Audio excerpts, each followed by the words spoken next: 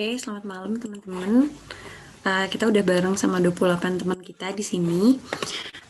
Karena udah jam 7 juga, jadi acaranya kita langsung start aja sambil ngajak-ngajakin teman yang lain juga boleh banget kok. Di sini udah ada Kak Ucep ya, tadi aku lihat. Ya udah halo halo. Oke, siap. Nah, Kak Ucep, sebelum kita mulai, kita buka dulu dengan doa kali ya, dengan doa masing-masing, sesuai kepercayaan masing-masing, doa dipersilahkan.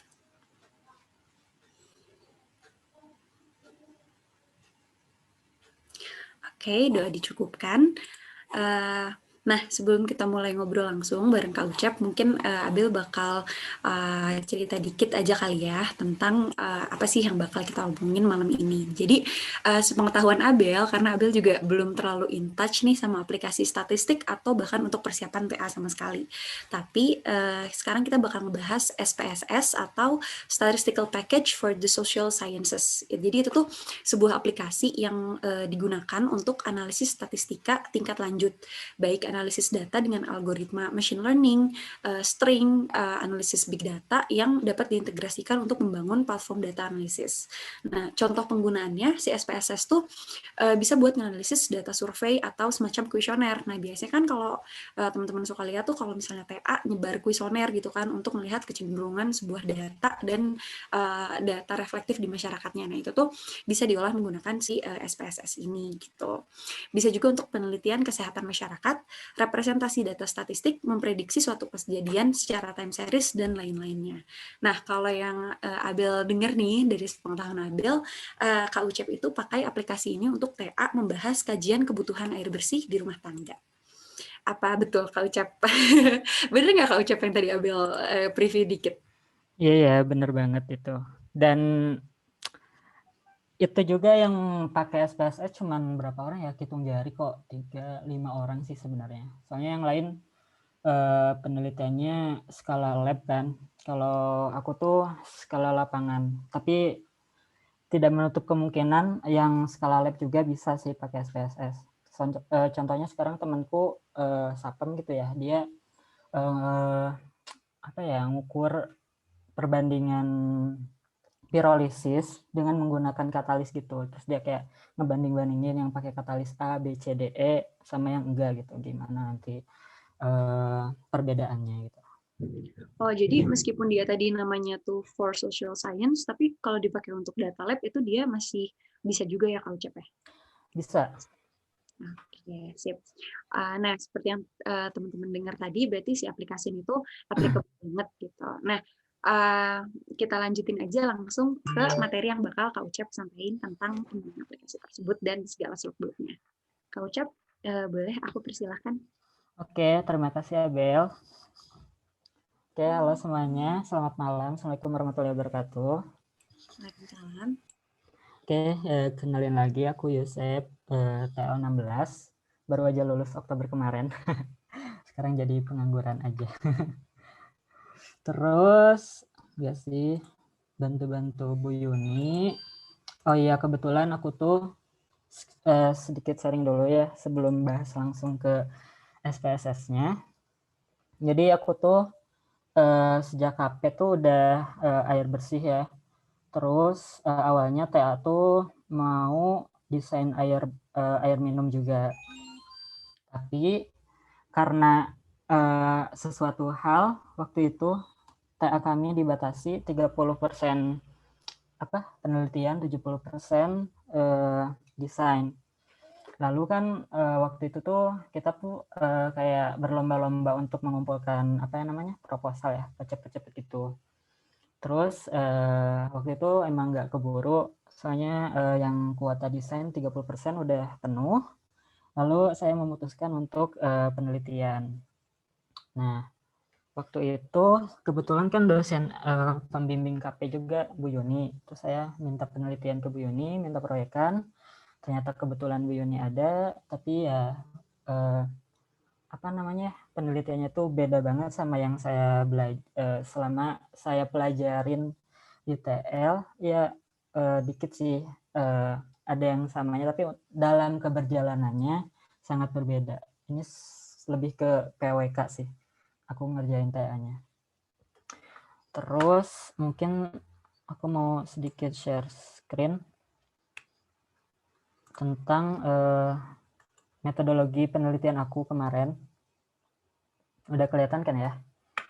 Jadi Udah ini Kak. nih, Iya, ya. Dulu tuh aku, mungkin kalian udah masuk bab 3 ya sekarang untuk 17.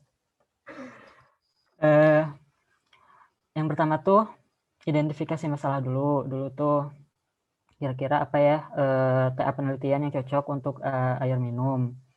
Ternyata Bu Yuni itu menyarankan untuk mengkaji apa namanya standar kebutuhan air minum di rumah tangga, khususnya di Bandung Raya. Kebetulan aku waktu itu TA-nya kelompokan, aku Habib sama Nur. Aku di Bandung Barat, Habib di Kabupaten Bandung, dan Nur di Kota Bandung. Itu kami itu sih diacak aja, maksudnya tuh pakai apa ya? Yang lain tuh, aduh lupa. Ya, pakai shuffle gitu. Aku kebetulan dapat KBB. Lalu studi literatur tentang kebutuhan air minum, terus apapun segala pun tentang air waktu itu aku pelajarin sampai ke peraturan-peraturannya. Lalu pengumpulan data primer sama sekunder. Nah, untuk data berhubungan dengan yang akan saya sampaikan, saya diskusikan, mungkinnya nanti kita diskusikan, itu data primer. Kalau data sekunder kan cuma data dari BPS sama data apa ya, jurnal-jurnal sama TA-TA yang udah ada gitu ya. Terus data primer tuh kebetulan aku tuh pakainya kuesioner. Seperti yang kita tahu, kalau data primer tuh kan bisa pakai kuesioner, bisa pakai angket, sama bisa pakai wawancara. Kebetulan waktu itu COVID pas bulan Maret, jadi aku pakainya kuesioner online. Harusnya Bu Yun itu menyarankan untuk kami melakukan wawancara secara langsung dan observasi lapangan secara langsung agar data yang kita dapatkan itu valid gitu. Lalu setelah fix kita pakai kuesioner, kita susun kuesionernya. Saya itu waktu itu nyusun kuesioner dari bulan Januari sampai Mei. Itu lama banget ya, Januari, Februari, Maret, April, Mei. Karena untuk penelitian lapangan ini harus banyak data yang perlu didapatkan dan juga apa ya namanya, cocok dengan tujuan yang kita tentukan di awal. Terus udah rampung nih si kuesionernya tuh pas bulan Mei, terus kita uji kuesioner yang udah kita buat. Uji gimana cara ngujinya, kita dulu nyebarin ke teman-teman dekat kita sebanyak 20 responden. Disebarinlah ke 20 orang, lalu kita olah datanya. Lalu ternyata setelah kita olah ternyata datanya tidak valid. Karena ada beberapa masukan juga dan saran dari responden yang 20 orang itu untuk menambahkan dan sekaligus mengurangi beberapa pertanyaan. Terus kita balik lagi ke penyusunan kuesioner. Kalau nggak salah waktu itu 2 mingguan, nggak deh, seminggu. Kita cuma nambahin sama mengurangin kuesioner. Terus kita uji lagi si kuesionernya itu. Udah diuji, disebarin lagi ke 20 orang itu. Terus alhamdulillah waktu itu cuma 2 kali pengujian langsung valid karena setelah kita olah datanya lumayan bagus dan masukan dari responden juga cukup minim. Terus habis itu kita melakukan pelaksanaan survei online. Tapi sebelum melaksanakan survei online, kita menentukan dulu nih jumlah sampel minimum yang dibutuhkan. Nah, untuk penentuan jumlah sampel minimum, mungkin kalian udah tahu pakai rumus Lovin atau pakai satu lagi pokoknya lupa yang pakai tabel-tabel gitu. Di sini aku pakainya rumus Lovin, langsung pakai metode teknik samplingnya single random sampling. Tapi pas setelah sidang, kan aku disidangnya sama Bu Mindri ya. Terus ibunya ngasih saran kalau misalkan pada penelitian ini sebaiknya pakai stratified random sampling. Tapi karena ini COVID, terus kita kuesioner online, itu tidak memungkinkan untuk stratified. Karena itu sangat memakan waktu yang lama, mungkin bisa lebih dari 1 tahun untuk stratified random sampling. Apalagi ditambah kita sekarang lagi pandemi. Lalu olah datanya pakai Excel. Itu kayak input-input data dari kuesioner yang udah kita dapat di Excel. Nah, setelah datanya kita olah di Excel, baru deh diinput ke SPSS yang tadi dijelasin sebelumnya sama Abel. Jadi apa sih si SPSS ini tuh? Dulu aku juga nggak tahu si SPSS itu apa gitu. Soalnya masih buta juga kan dulu. Kakak tingkat juga nggak ada yang penelitian pakai kayak ginian. Lalu waktu itu kalau misalkan anak tingkat akhir, pokoknya waktu itu sering ke perpus.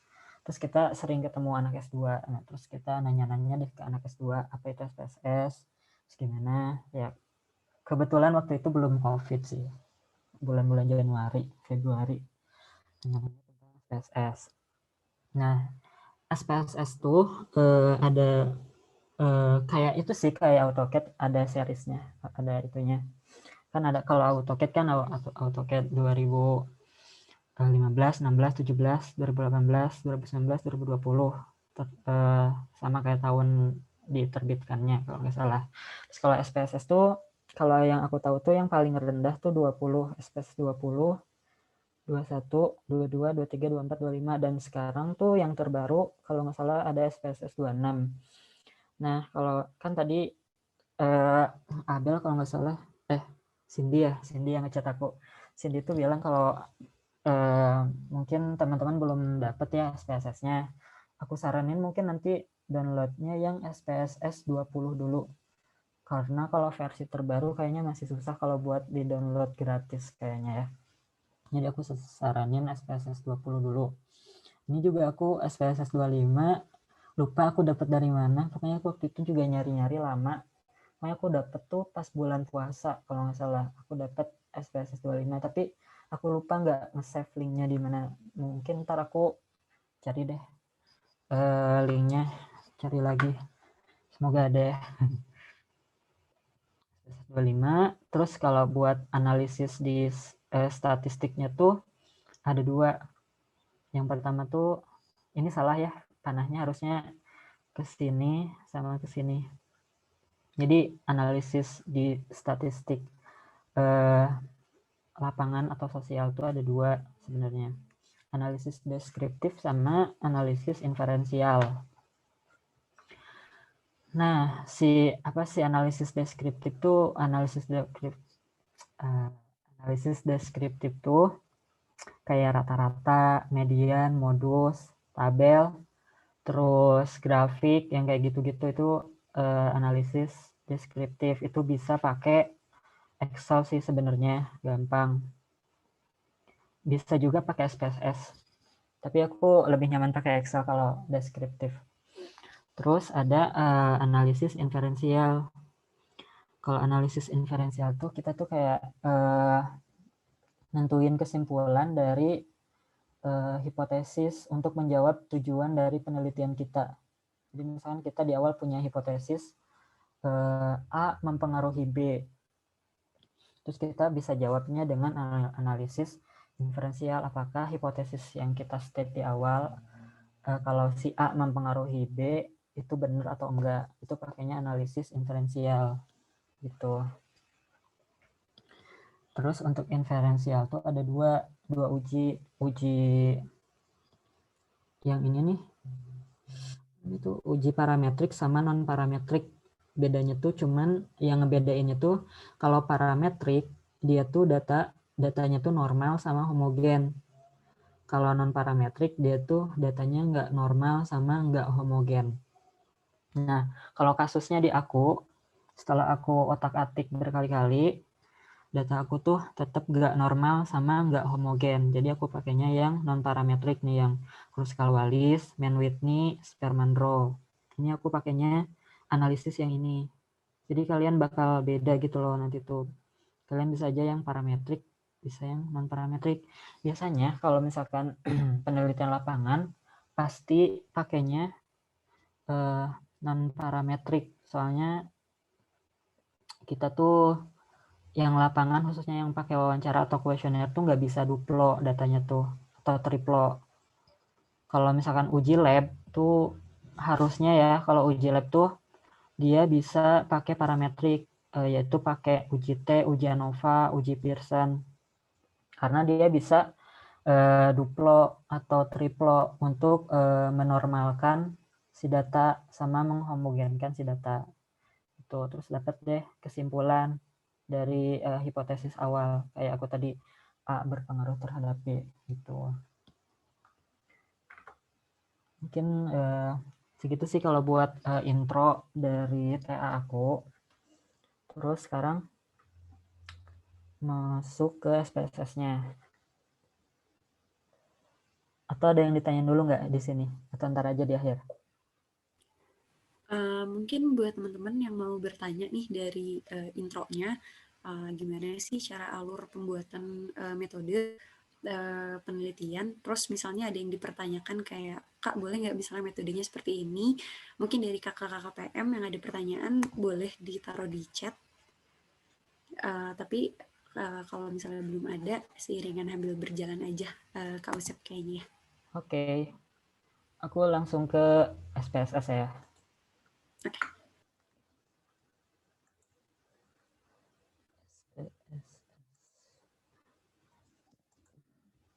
Nah, jadi ntar tuh, kelihatan kan SPSS? Udah Kak, ini emang show-nya aplikasinya aja ya, yang si birunya aja kan ya? Ya, ini aplikasinya. Jadi ini aku pas kalian klik SPSS, jadi tampilan itu bakal kayak gini. Seperti yang kalian lihat, aku ini pakainya yang bajakan gitu ya, soalnya susah gitu. Nggak susah sih, nggak ada budget waktu itu. Jadi aku pakainya yang bajakan aja. Jadi bisa kalian lihat aja kayak gini tampilannya. You have sekian day trial. Terus ntar ya, gampang kok. Jadi kalian ntar tinggal, kalau kalian mau bikin data baru, tinggal klik ini, new dataset, terus open.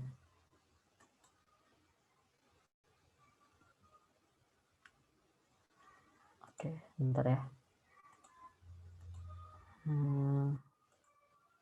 Terus setelah di open, Kak Ucap ini share screen-nya mati atau di aku ya? iya mati. Sip. Terus setelah di open muncul tampilan kayak gini. Ntar ya aku share screen-nya langsung semua layar aku aja deh. Bentar ya, biar gampang.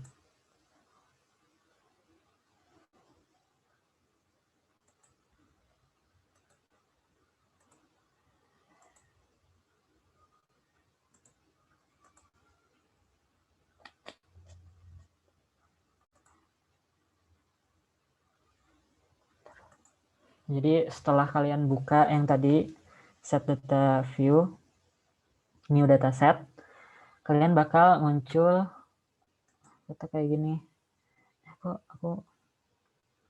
Nah ini tuh pokoknya nanti bakal kebuka dua layer. Ini layer yang pertama, terus ini layer yang kedua. Nih yang blank kayak gini putih. Ini buat output.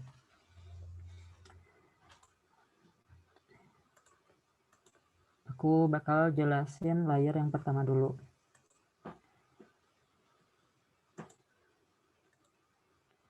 Jadi layer yang pertama ini tuh digunakan untuk menginput data sekaligus mengolah data. Nah, di layar yang pertama terdapat dua sheet. Sheet yang pertama tuh sheet ini data view. Terus yang kedua tuh sheet variable view. Nah, untuk data view ini, yang ini, ini tuh untuk nginput data yang kalian punya nanti, yang udah kalian olah di Excel. Terus kalau variable view ini tuh untuk buat variabel baru. Variabel apa sih sebenarnya? Jadi kalau misalkan diibaratin tuh kayak bikin rumahnya dulu di sini, bikin rumah, terus nanti tuh rumahnya tuh bakal muncul di sini, terus kita isi deh si rumah-rumahnya gitu. Nah terus yang kita lakuin pertama tuh bikin rumahnya dulu, yaitu si variable view. Gimana caranya? Yang pertama tuh nih ada name kan. Bentar.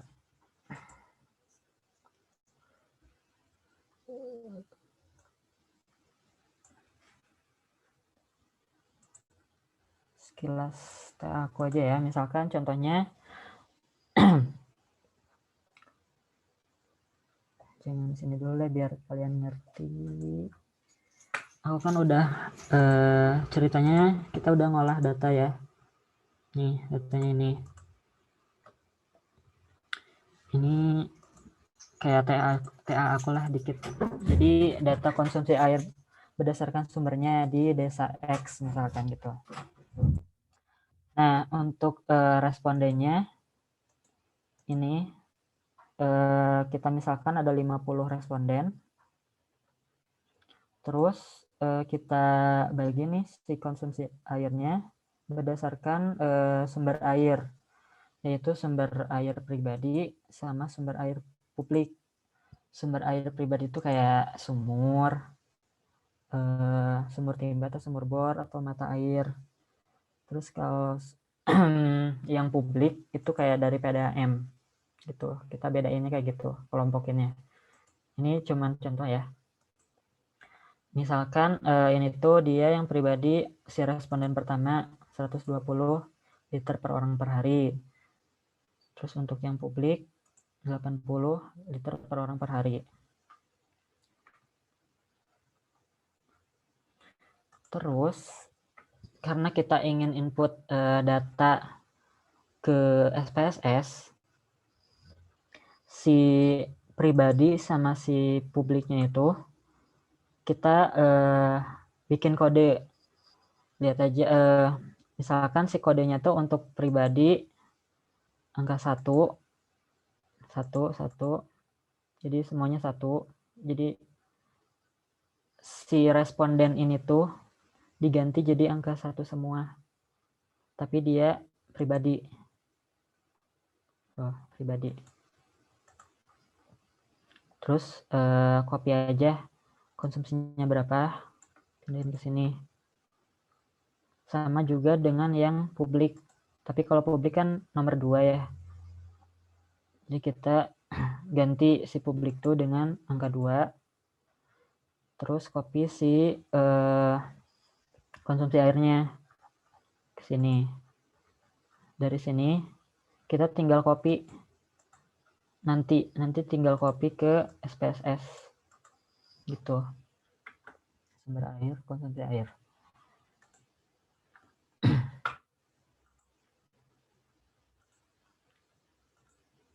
Nah kan kita tadi udah tahu nih apa ya, ibaratnya rumahnya tuh sumber air sama konsumsi air. Kita tulis aja di sini sumber air.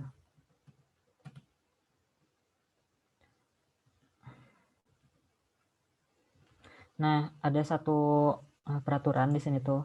Kalau di sini name-nya nggak boleh pakai spasi. Jadi pakainya underscore aja. Aduh, error. Bentar ya. Terus yang kedua tuh konsumsi air.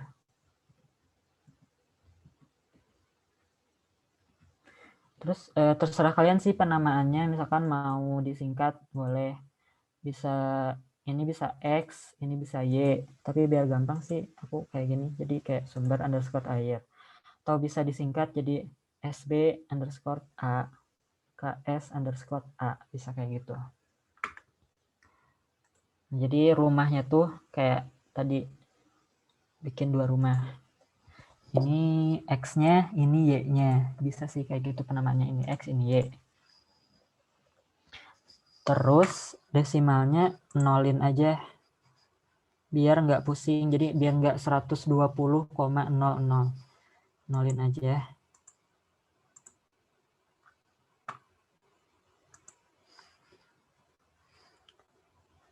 Terus labelnya kalau misalkan tadi kalian pakai X sama Y, pakai label buat keterangan. Kan ini sumber air, ini sumber konsumsi air.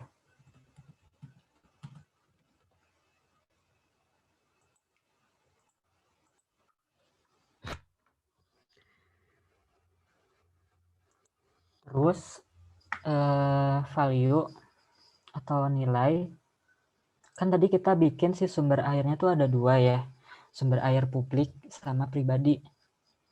Nah, tulis di sini, karena kan kita tadi tuh udah kayak apa namanya tuh, bikin kode gitu kan. Nah, di sini kita bikin si kodenya. Nah, si kode angka 1 tuh berarti dia pribadi. Terus add. Terus yang kedua, dia publik.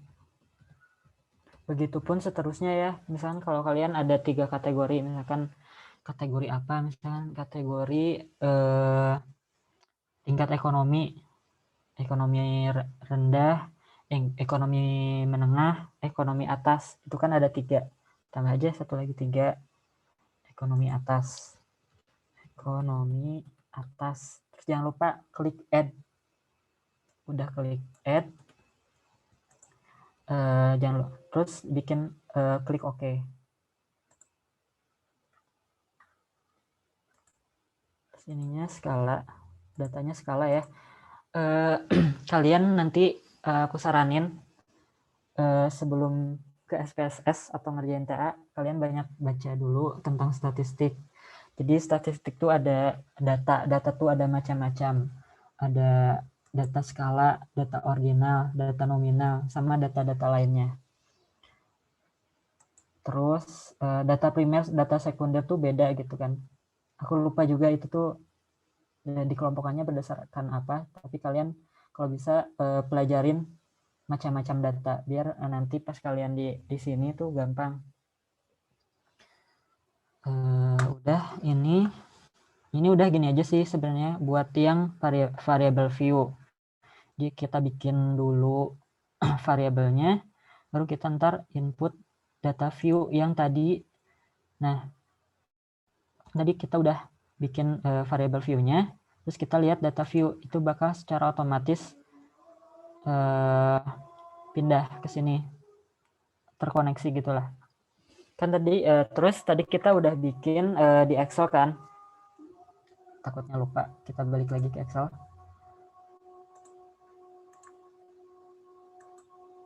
Nah, kan kita tadi udah bikin nih pengkategorian atau pembuatan kode buat dipindah ke SPSS. Kita tinggal copy aja dari Excel ini ke SPSS tadi, ke data view.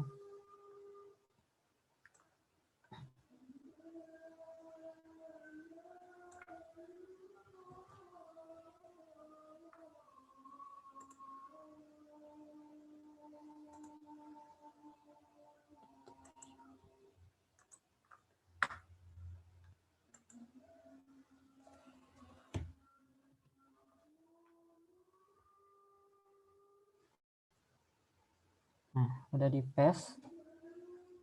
Udah deh kayak gitu doang. Udah kayak gini tinggal dianalisis. Mau lanjut ke analisis atau udah gitu aja? Jadi SPSS tuh cuman gitu doang sih sebenarnya. Jadi kayak kita udah ngerti apa yang kita cari, terus kita bikin kode-kodenya kayak ini nih, kodenya kan kalau aku cuma 2 kan, public sama pribadi tadi contohnya. Terus Y ini sebagai X kalau nanti bikin grafik, terus Y-nya ini kayak gitu. Jadi kalau buat input data tuh cuman sampai itu. Jadi dari variable view terus nanti ke data view.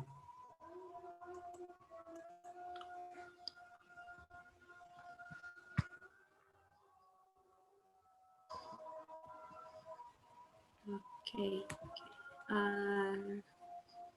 Mungkin aku ikut tanya juga kali ya Kak ke yang lain. Mungkin dari yang lain ada pertanyaan dulu nggak sampai sini?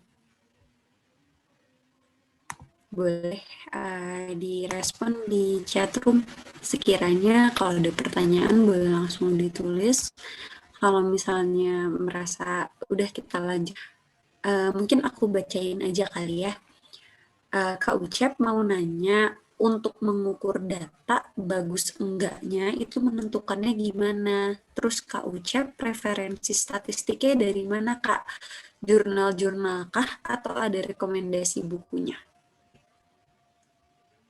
Dijawab Kak Ucep. Kalau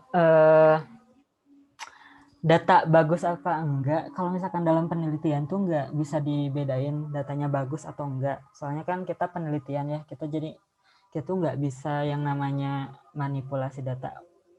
Masih bisa sih bisa, tapi kayak ntar kita hasil penelitiannya bisa dipertanyakan kalau misalkan kita ntar dipublish di jurnal internasional. Jadi untuk data tuh nggak ada data yang benar, nggak ada data yang salah. Mungkin yang ada tuh salah dalam pengambilan datanya. Jadi ada error gitu. Nah, gimana cara mengatasi data yang kayak gitu? Misalnya yang kayak istilahnya data yang kurang bagus. Kan tadi kita ngebahas tentang jumlah sampel ya. Kayak pakai rumus Slovin gitu. Misalkan kita dapat jumlah sampel 30 buah. Nah, kita lebihin misalkan jadi 50. Nah, si data yang error tadi tuh misalkan paling bakal ada data error 10 misalkan tuh bisa dihapus kayak gitu sih sebenarnya untuk penelitian. Jadi jangan dipasin sesuai minimal sampel sesuai rumus. Jadi kalau bisa ditambahin si jumlah sampelnya. Siapa tadi tuh yang kedua tuh pertanyaannya, sorry. Oh itu ya, belajar SPSS dari mana? Sama ini Kak, referensinya juga. Kalau aku, oh iya, kalau buat belajar SPSS, belajar statistik, aku tuh yang pertama aku tuh baca TA S2, tesis ya, tesis S2 di Perpus TL. Kebetulan waktu itu kan belum pandemi, jadi aku masih bisa baca-baca tesis S2, terutama itu PIAS, karena penelitian aku ini tuh lebih ke PIAS sih sebenarnya.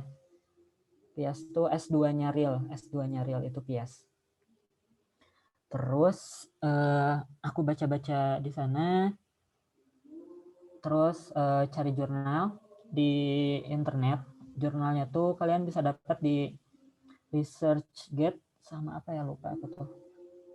Nanti deh aku kasih tahu deh di mana aja itunya. Oh, Science Direct sama ResearchGate sama Science Direct kalau nggak salah ya.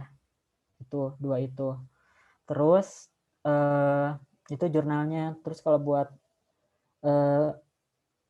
kenapa aku bisa tahu ngelakuin analisis ini aku baca jurnal dari sana, dari yang aku cari. Jadi kalian tuh penelitian tuh sebenarnya penelitian tuh bukan kalian yang memulai, tapi kalian tuh kayak melanjutkan penelitian yang udah ada gitu loh. Sebenarnya kayak gitu sih kalau penelitian. Jadi aku tuh kayak baca-baca TA atau penelitian yang mirip sama TA aku, terus aku pelajarin pakai apa analisisnya, walaupun nggak sama si analisisnya tuh, tapi mirip lah walaupun nggak sama. Jadi kalian tuh aku saranin kalian baca jurnal kalau bisa lebih dari 20 jurnal biar dapat insight-insight gitu dari penelitian orang lain.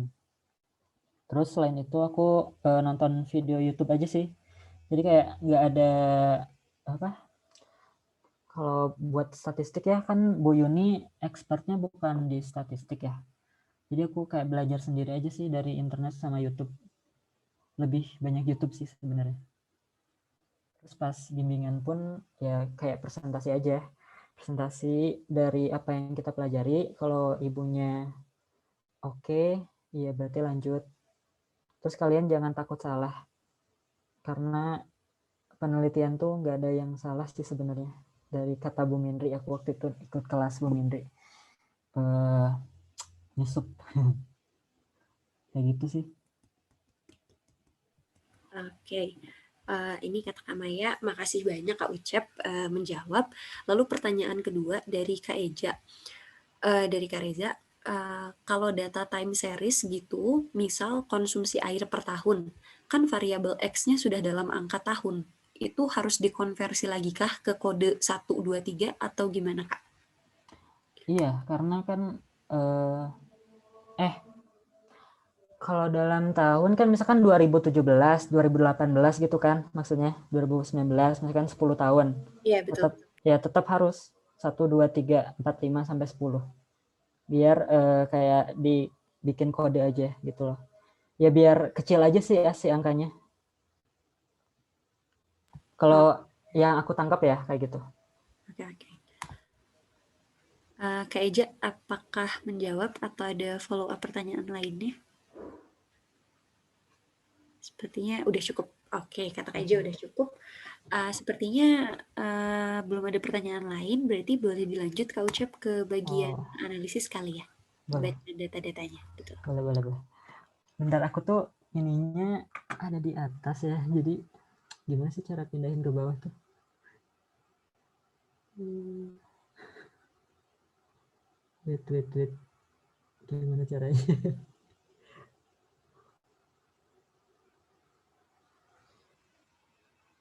Apakah ada yang tahu? Pindahin apa ya Kak? Jadi kan ada kontrolnya kan di atas. Gimana ya bilangnya? Oh, buat kontrol share screen-nya Kak maksudnya. Biar Oh, pindah ke bawah tuh gimana sih? Lupa. eh, boleh coba pencet escape aja kayaknya Kak? Atau mau aku stop participant sharing-nya aja dari aku? Enggak biar dia pindah ke bawah gitu. Dulu tuh aku kayak pernah bisa dipindahin ke bawah gitu loh. Oh, oke. Bentar. Oh, cuma bisa dipindah ke kiri kanan Kak kalau dari aku. Oh, bentar. Bentar. Oh, jadi nggak bisa itu weh. Oh iya bentar, di ini aja. Bisa. Bisa. Nah, habis ini kita lanjut ke analisis data. Nah, kalau analisis data tuh tergantung kalian sih sebenarnya. Ini kalau aku ini sesuai dengan TA aku ya. Kalau yang tentang sumber air sama konsumsi air. Nah, jadi aku tuh pertama, apa yang harus kalian lakukan kalau kalian udah punya data? Oh iya, sebenarnya kalian ya, kalau misalkan kalian udah punya data, yang tadi kan aku cerita tentang uji pendahuluan. Nah, dari uji pendahuluan dari 20 orang tuh sebenarnya harus diuji dulu pakai uji validitas sama reliabilitas.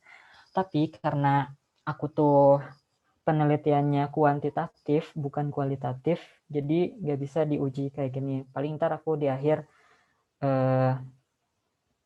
jelasin juga buat uji validitas sama reliabilitas. Jadi apa bedanya sih penelitian lapangan kualitatif sama kuantitatif? Kalau kualitatif tuh kalau misalkan kalian udah pernah ngisi kuesioner anak SBM atau anak TI ya, kayak misalkan apakah Anda puas dengan pelayanan Gojek misalkan. Yang pertama tuh kan ada pilihan puas, biasa saja, tidak puas. Nah kayak gitu itu tuh kayak kualitatif. Kalau aku kan langsung nanya angka kan, berapa air yang Anda gunakan untuk minum, berapa gelas, misalkan 2 gelas, itu kan langsung angka kan, jadi aku langsung tahu angka. Tapi kalau misalkan aku nanyanya sesering apakah kalian minum dalam sehari, sering, cukup sering, tidak sering, sering sekali, nah itu kayak kualitatif. Beda lagi sama penelitian aku yang ini gitu loh. Jadi untuk pengolahannya pun akan beda. Nah sekarang aku mungkin akan jelasin kuantitatif. Jadi kalau kuantitatif tuh setelah si kuesionernya diuji pakai 20 orang, pakai 20 orang responden, itu kalian bisa langsung olah. kuesionernya bisa kalian langsung sebar, terus kalian olah. Terus dibikin kayak gini, diangka-angkain. Nah, terus kan kita seperti yang aku tunjukin tadi, yang diagram arir, kita tuh harus nentuin dulu data yang kita punya tuh normal apa enggak. Soalnya buat nentuin analisis kita tuh bakal pakai analisis parametrik atau non parametrik. Jadi pertama kalian tuh ngelakuin uji normalitas, terus uji homogenitas. Kalau dia normal sama homogen, dia pakainya parametrik.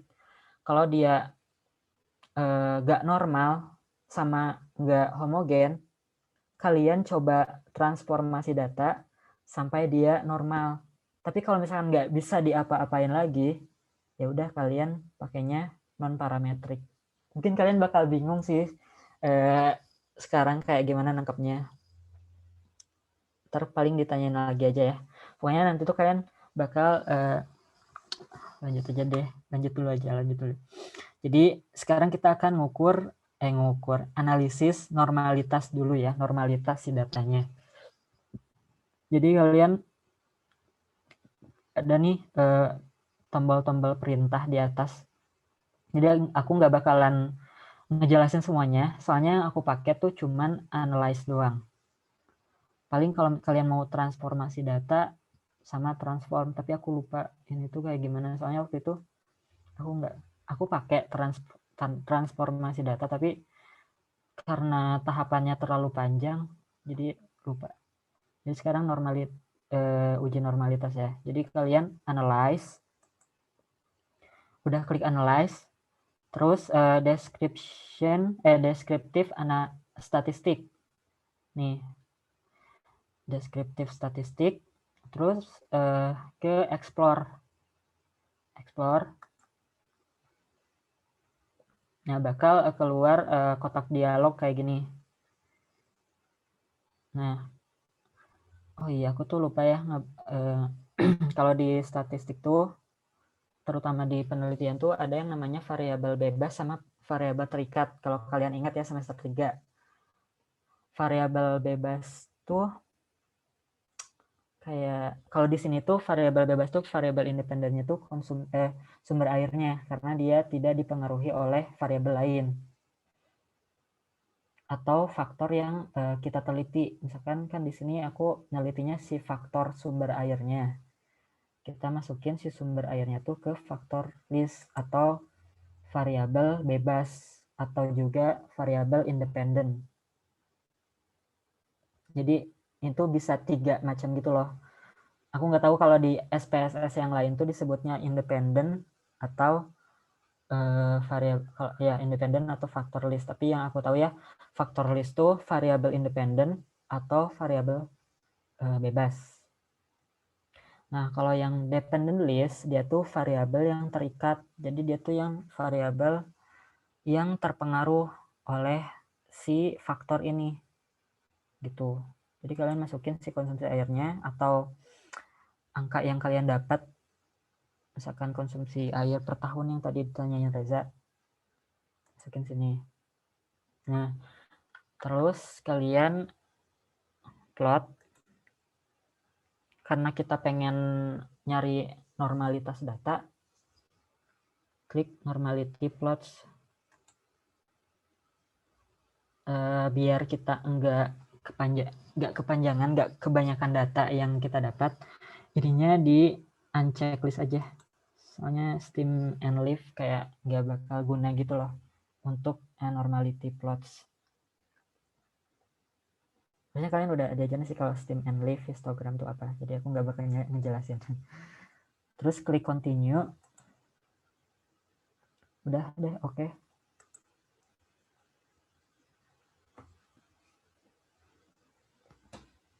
Ini udah muncul yang itu belum? Kotak layar yang putih.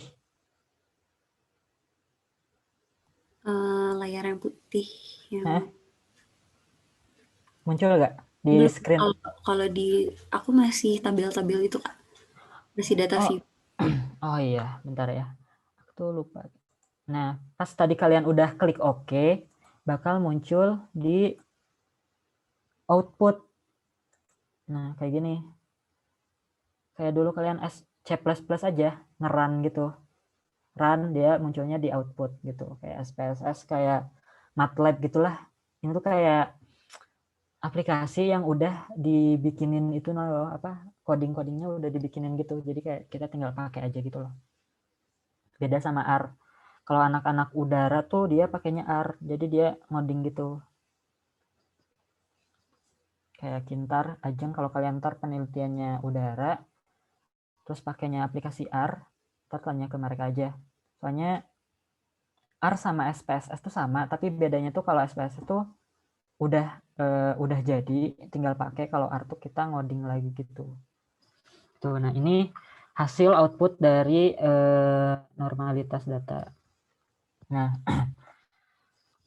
di sini tuh kalian bakal dapat summary-nya. Jadi untuk tadi itu sumber air pribadi sama publik ada 50 N-nya tuh, sampelnya tuh ada 50, benar berarti persentase yang terolah 100%.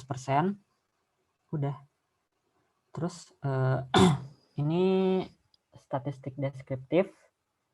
Ini bisa, sebenarnya ini diolah di Excel aja sih, tapi aku nggak tahu gimana ini cara ngilanginnya biar nggak muncul. Jadi kayak min, median, variansi, standar deviasi, minimum, maksimum, jangkauannya udah ada gitu loh. Jadi enak. Kalau misalkan di Excel tuh kan kayak kita harus satu-satu pakai rumus ya.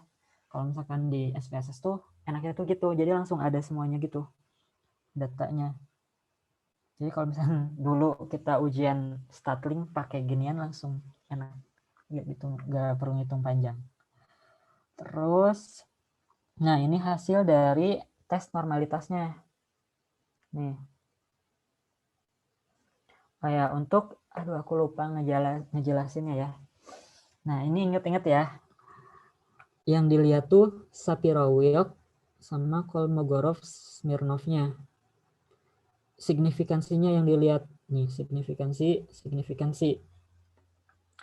Kita lihat signifikansinya dia 0,02, 0,04 sama 0,005 sama 0,001. Terus bagaimana cara kita tahu dia tuh datanya tuh terdistribusi normal atau enggak? Kalau misalkan kalian udah belajar sebelumnya tentang normalitas data, jadi kalau misalkan si P-nya atau si probabilitasnya atau signifikansinya lebih dari 5% atau 0,05, berarti dia terdistribusi normal. Kalau misalkan dia kurang dari 0,05, dia tidak terdistribusi normal. Nah, kita lihat nih, sini kan kurang dari 5% nih signifikansinya dua-duanya. Kurang dari 0,05. Nah, berarti kita pakainya non parametrik. Tapi sebenarnya ini masih bisa kalau misalkan kalian tetap pengennya parametrik, kalian bisa pakai transformasi data. Tapi aku tuh lupa kayak gimana caranya karena itu panjang banget. Jadi mungkin nanti kalian bisa belajar lagi gimana caranya transformasi data. Nah, oh iya, bukan hanya transformasi data sih sebenarnya. Jadi kalau misalkan data kalian tidak terdistribusi normal, itu tuh ada dua kemungkinan. Kemungkinan yang pertama, sampel kalian tuh kurang. Terus kemungkinan kedua tuh ada outlier data. Gimana caranya kita lihat outlier data? Nih, lihat di sini. Kalian bisa lihat kayak ini kan harusnya regresinya linear kan. Tapi ini ada yang ke bawah. Ini nggak tahu data keberapa. Aku nggak tahu gimana cara munculinnya. Tapi si data yang outlier ini tuh sebenarnya bisa dihapus biar si normalitasnya tuh biar si datanya terdistribusi normal. Jadi sebenarnya bisa dihapus biar datanya terdistribusi normal. Itu yang aku pelajarin sih. Apalagi nih, yang ini datanya jelek banget kan, kayak nggak berdistribusi normal. Terus kalau mau lihat yang itunya, Udah sih kayak gini kalau ini. Jadi kalau aku waktu itu ya, aku tuh lihat, aku tuh ngapusin data, kan seperti yang aku tadi bilang, gimana ngatasin data yang jelek tadi kata Maya nanya. Jadi aku tuh aku kan dapat 500 data, sedangkan aku minimalnya 400. Tapi setelah aku hapus-hapusin tuh, data yang yang jeleknya tuh tetap aja dia tuh nggak normal. Jadi aku putusin udah pakai non parametrik aja gitu. Terus udah kayak gini kan kita tahu ini normalitasnya nggak normal. Kalau misalkan udah nggak normal, homogenitasnya juga pasti nggak normal sih. Jadi nggak perlu dites lagi homogenitas. Terus itu buat normalitas data. Nah, balik lagi ke tadi, ke metodologi yang kan kita udah ngecek nih normalitas data sama homogenitas data. Ini bisa langsung di universal gitu. Kalau datanya nggak normal, setahu aku ya, yang udah aku cek, aku sebenarnya udah cek waktu itu. Kalau datanya nggak normal, pasti datanya juga nggak homogen. Jadi udah skip aja kalau misalkan nanti kalian nemu datanya nggak normal. Nah, kalau misalkan nggak normal dan nggak homogen, kalian lanjut ke uji yang ini, Kruskal-Wallis, Mann-Whitney, sama Sperman-Rowe. Nah, kalau Kruskal-Wallis ini, dia tuh buat yang variabelnya 3. Kalau Mann-Whitney itu buat variabelnya 2. Kan tadi kita publik sama pribadi aja kan, berarti pakainya yang Mann-Whitney. Ini buat nentuin perbedaan rata-rata. Jadi sebenarnya kita harusnya pakainya parametrik. Aku tuh lupa kenapa kita tuh harus tetap kekeh pakai parametrik. Tapi kalau misalnya nggak bisa diapa-apain, pakainya non parametrik.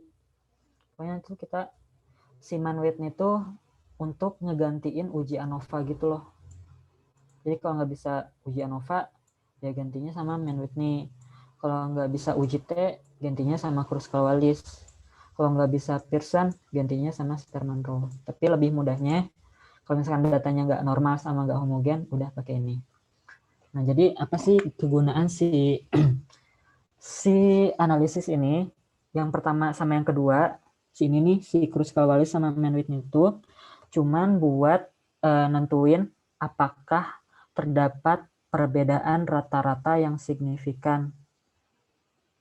Itu doang outputnya tuh. Jadi kan tadi si pribadi sama publik tuh punya rata-rata masing-masing kan. Terus kita mau tahu analisisnya dia tuh bedanya tuh signifikan apa enggak gitu. Kayak gitu. Cuman buat nentuin itu dia tuh bedanya rata-ratanya tuh beda secara signifikan apa enggak. Kayak gitu. Terus balik lagi ke ini, kan tadi kita udah tahu bahwa datanya nggak terdistribusi normal. Terus kita balik lagi ke analyze. Sekarang kita mau ngelakuin uji Mann-Whitney. Non parametric test. Nih, yang ini. Terus legacy dialog. Terus one sample KS. Kalau misalkan si Kruskal-Wallis pakainya ke independent sample. Kalau Mann-Whitney pakainya sampel KS. Kalau misalkan kalian belum ngerti sampai sini, ntar mungkin bisa baca-baca lagi. Kak, ini memang lagi nggak share screen ya, Kak? Wait. Aku lupa. Wait. Sorry. Oke. Balikan lagi ya. Jadi setelah kita nentuin tadi nggak normal kan datanya, terus kita balik lagi ke layer yang pertama, klik analyze, terus non parametric test, terus legacy dialog, terus ke one sample KS. Ini kan Mann-Whitney, nama lainnya tuh Kolmogorov Kolmogorov, Smirnov kalau nggak salah, Mann-Whitney itu nama lainnya. Terus kalau yang ini buat Kruskal-Wallis yang kayak independent sample. Klik aja yang one sample KS.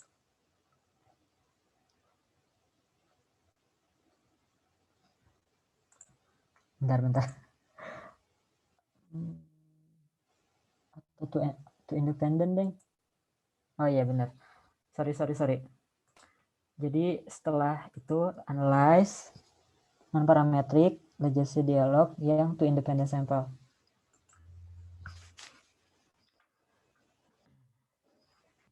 Terus variabel yang ditesnya, konsumsi airnya,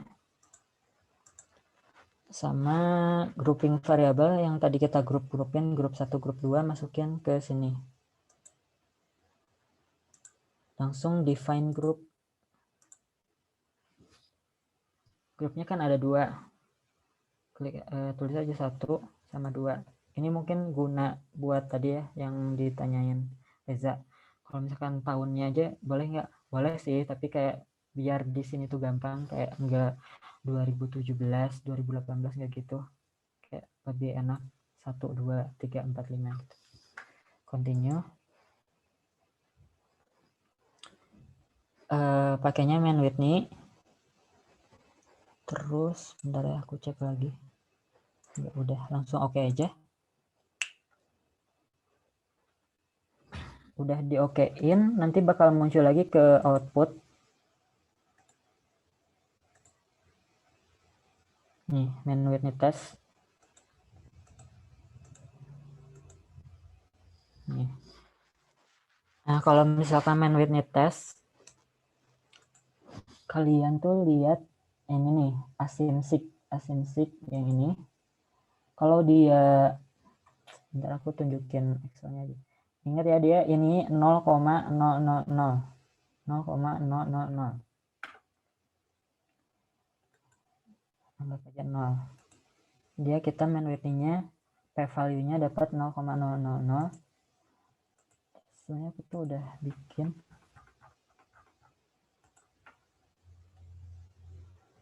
Nah. Nih. Ini kan buat Mann-Whitney atau ANOVA ya.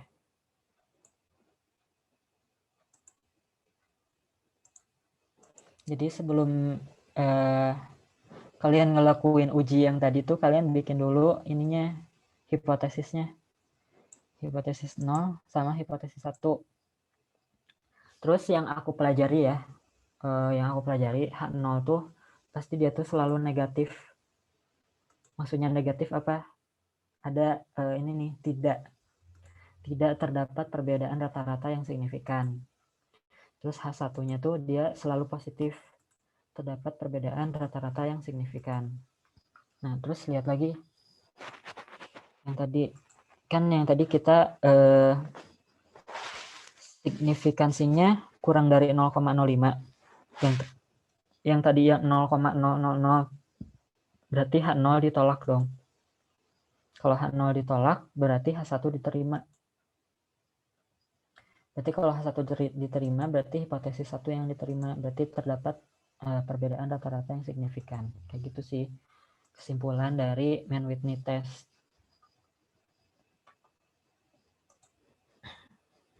Kalau misalkan si P-nya lebih dari 0,05, berarti H0 diterima, H1 ditolak gitu. Kebalikannya aja.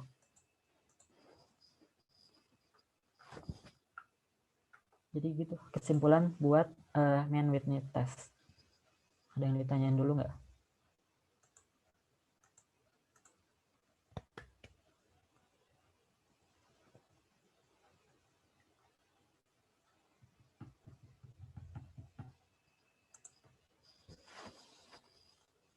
Sebenarnya ntar tuh kalian untuk analisis datanya tuh bakal beda ya.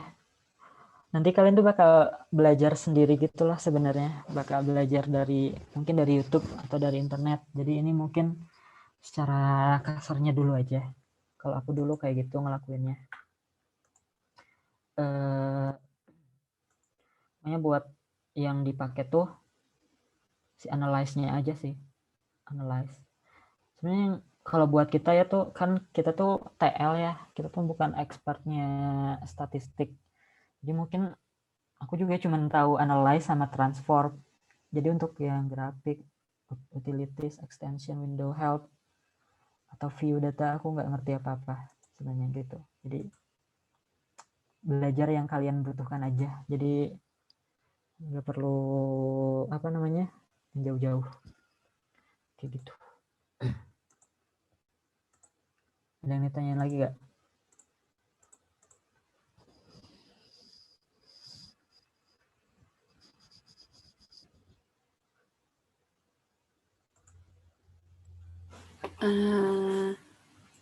Untuk teman-teman di sini ada pertanyaan nggak?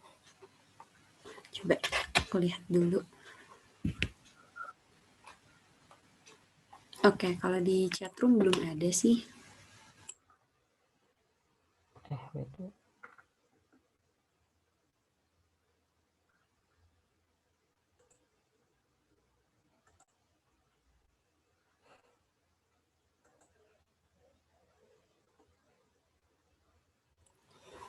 Oke.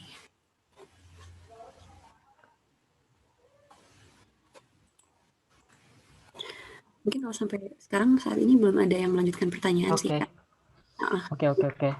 Berarti aku lanjut dikit bentar ya. Nah, kalau di aku kan tadi udah nih, main weight nih, sama Kruskal-Wallis. Kalau misalkan tadi variabelnya 3. Terus kalau misalkan udah, kalian uji korelasi. Uji korelasi itu buat nentuin apakah ada hubungan atau enggak si X ke Y. Which is apakah perbedaan sumber air tuh ada hubungannya nggak sih sama konsumsi air? Gitu. Jadi aku tuh pakainya uji korelasi. Jadi si uji korelasi itu kayak buat yang uji korelasi itu buat nentuin apakah ada hubungan atau enggak antara X ke Y. Apakah sumber air itu mempengaruhi konsumsi air? Nah, aku pakainya uji korelasi.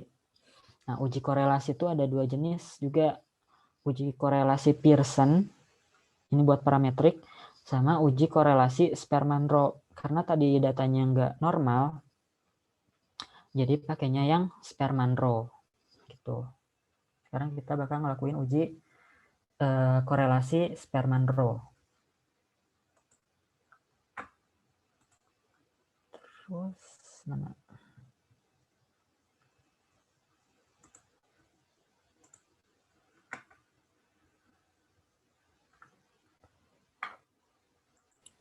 Kak, ini di share screen-nya, oh udah jelas. Nah. Nah, tadi kotak-kotaknya belum. Oke. Nah, kalau uji Sperman-Rho tuh analyze, terus correlate, karena kita kan mau nguji korelasi ya. Terus bivariate, terus masukin semuanya ke sini, dua-duanya. Bisa langsung, kalau misalkan kalian variabelnya banyak, langsung kontrol A aja, masukin ke sini. Terus kan tadi ada 2 jenis ya uji korelasi tuh, uji korelasi Pearson sama Sperman. Kan kita sekarang tujuannya mau Sperman, jadi kliknya yang Sperman. Yang Pearsonnya di uncheck. Ini udah di tutorial aja. Jadi jangan ada yang berubah lagi. Optionnya nggak ada. Udah langsung di okein aja. Gini. Seperti biasa kalian lihatnya si signifikansinya. Sig to tail. 0,00. Ini juga 0,00. Pasti ini sama ini tuh bakal sama. Jadi kalian lihat satu angka aja. Nah ini. 0,000. Terus lihat ya, lagi di syarat pengambilan keputusan kayak gimana. Ini udah ya, udah clear ya ini. Dia 0,000. Terus ntar kita lihat lagi di Excel tadi aku mana ya? Bentar. Di sini. Nih, ini buat uji korelasi. Jika nilai signifikansi kurang dari 5%, maka dia berkorelasi. Yang tadi kan kurang dari 5% dong. Berarti dia korelasi, ada korelasinya. Nah, tapi untuk korelasinya tuh dia ada tahapannya lagi. Dia tuh ada korelasi lemah, ada korelasi cukup kuat, ada korelasi sangat kuat, ada korelasi sempurna. Berhubung tadi kita dapatnya angkanya berapa ya, bentar. Koefisien korelasinya 0,00, berarti kita ada korelasi tapi lemah gitu. Jadi kesimpulannya untuk terdapat perbedaan untuk korelasi itu terdapat hubungan yang signifikan antara perbedaan sumber air publik dan pribadi terhadap konsumsi air. Kayak gitu aja sih kesimpulannya mah. Nah, tapi sebenarnya kemarin tuh aku tuh ada yang salah ya TA-nya. Jadi aku tuh di sini tuh setelah uji korelasi tuh aku nyimpulin bahwa sumber air mempengaruhi konsumsi air. Jadi harusnya ada lagi namanya tuh uji regresi, guys. Harusnya ada uji regresi. Jadi ya, kalau aku ulang lagi ya. Kalau uji korelasi itu untuk menentukan hubungan. Dia tuh hubungannya ada hubungan apa enggak. Terus kalau yang ini untuk menentukan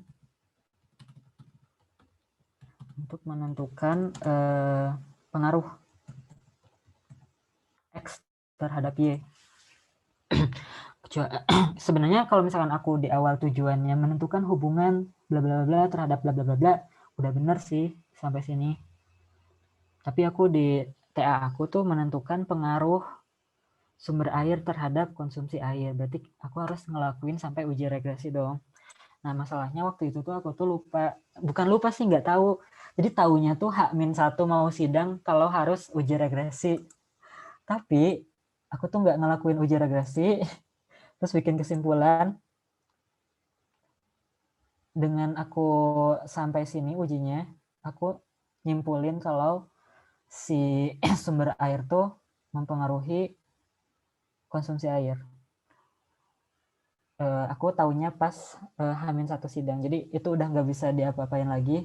Kalau misalkan aku waktu itu ngubah itu bakal lama lagi. Soalnya metodenya juga aku nggak tahu kalau regresi itu kalau non parametrik kayak gimana. Jadi ya udah deh, aku nggak bahas apa-apa. Terus karena dosen TL pun waktu itu nggak terlalu paham mungkin ya dengan statistik non parametrik. Jadi aku nggak terlalu banyak ditanya-tanya tentang statistiknya. Kayak gitu. Jadi aku tuh nitip ke kalian. Jadi kalau penelitian tuh nggak ada yang benar, nggak ada yang salah. Tapi mungkin yang salah tuh saat kita metodologinya gitu loh. Jadi hasilnya tuh nggak ada yang salah sebenarnya. Aku digituin sih sama Bu Mintri. Jadi aku pede aja pas presentasi. Kayak gitu. Walaupun aku deg-degan sih sebelumnya pas H-1 sidang tuh takut ketahuan gitu bahwa kesimpulannya aku ambil tuh dari uji korelasi itu adalah pengaruh. Harusnya kan cuman hubungan doang kan. Jadi tapi nggak ketahuan sih sebenarnya. Jadi kayak gitu guys. Jadi nanti untuk uji regresi karena aku belum belajar kayak gimana mungkin nanti kalian bisa belajar sendiri dari YouTube sih banyak. Tapi untuk uji regresi non parametrik aku sampai detik ini sampai tadi sebelum presentasi ini aku nggak tahu pengganti uji regresi buat non parametrik itu apa.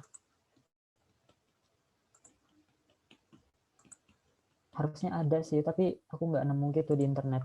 Jadi kalau kalian mau ngikutin aku yang salah, sebaiknya jangan. Tapi karena aku udah tahu kesalahan aku, mungkin kalian jangan ikutin kesalahan aku. Salah di kesimpulan doang sih. Bukan salah sih, kurang tepat sebenarnya. Karena aku waktu itu baru tahu H-1, tapi bukan sebuah alasan ya itu aku baru tahu H-1. Soalnya nanti kalian bakal ngerasain H-1 sidang tuh bakal banyak banget revisi dari dosbing. Jadi ini udah nggak bisa diapa-apain kalau aku ngerjain dari awal. Itu udah sangat tidak memungkinkan. Jadi ya udah berdoa aja. Gitu. Jadi kesimpulannya dari data yang ini, dia tuh terdapat hubungan jadi perbedaan sumber air memiliki hubungan dengan konsumsi air. Jadi tapi ya seharusnya kalau misalkan ada hubungan berarti ada pengaruh gitu loh. Aku mikirnya kayak gitu dulu. Sebelum aku tahu kalau harus ngelakuin uji regresi. Jadi ya udahlah. Gitu. Nanti kalian belajar lebih lanjut lagi untuk uji regresi. Gitu. Oke, Kak Ucap. Sebenarnya itu tadi sih Kak Ucap, terkait yang hubungan dan pengaruh itu tadi baru aja ditanyain sama Kak Putri, sama Kak Putri Safa sama Kak Safa. Tapi katanya udah langsung terjawab kok, udah sangat menjelaskan. Kak Ucap, aku mau nanya dikit dong, berarti itu yang pas H-1 itu Kak Ucap nggak ada follow up ke dosen bimbingan gitu ya? Maksudnya ke dosbingnya itu nggak lapor apa atau gimana Kak Ucap? Nah, waktu itu tuh kan aku tuh H-1 mau sidang. Terus aku tuh gak tahu, aku tuh kayak agak ada rasa deg-degan atau rasa gimana gitu. Kayaknya aku ada yang nggak yakin, ada firasat gitu kalau kayak si kesimpulan aku tuh kayak ada yang kurang gitu. Terus aku baca-baca lagi internet kan di tujuan tuh ada yang menentukan hubungan, ada yang menentukan apa namanya tadi tuh pengaruh. Karena aku terlanjur nulis pengaruh di tujuan, terus aku cari-cari bener gak sih kalau menentukan pengaruh tuh pakai uji korelasi. Terus pas aku cari-cari ternyata uji korelasi itu untuk menentukan hubungan doang, beda sama menentukan pengaruh. Terus aku panik waktu itu, aku cari-cari kalau non parametrik kayak gimana sih, apakah bisa pakai regresi linear atau enggak. Ternyata kalau regresi linear tuh nggak bisa, harus parametrik, harus yang datanya terdistribusi normal. Sementara aku ini datanya anomali, bukan anomali sih, nggak normal gitu, nggak terdistribusi normal. Terus aku cari-cari alternatif ujinya selain uji regresi linear.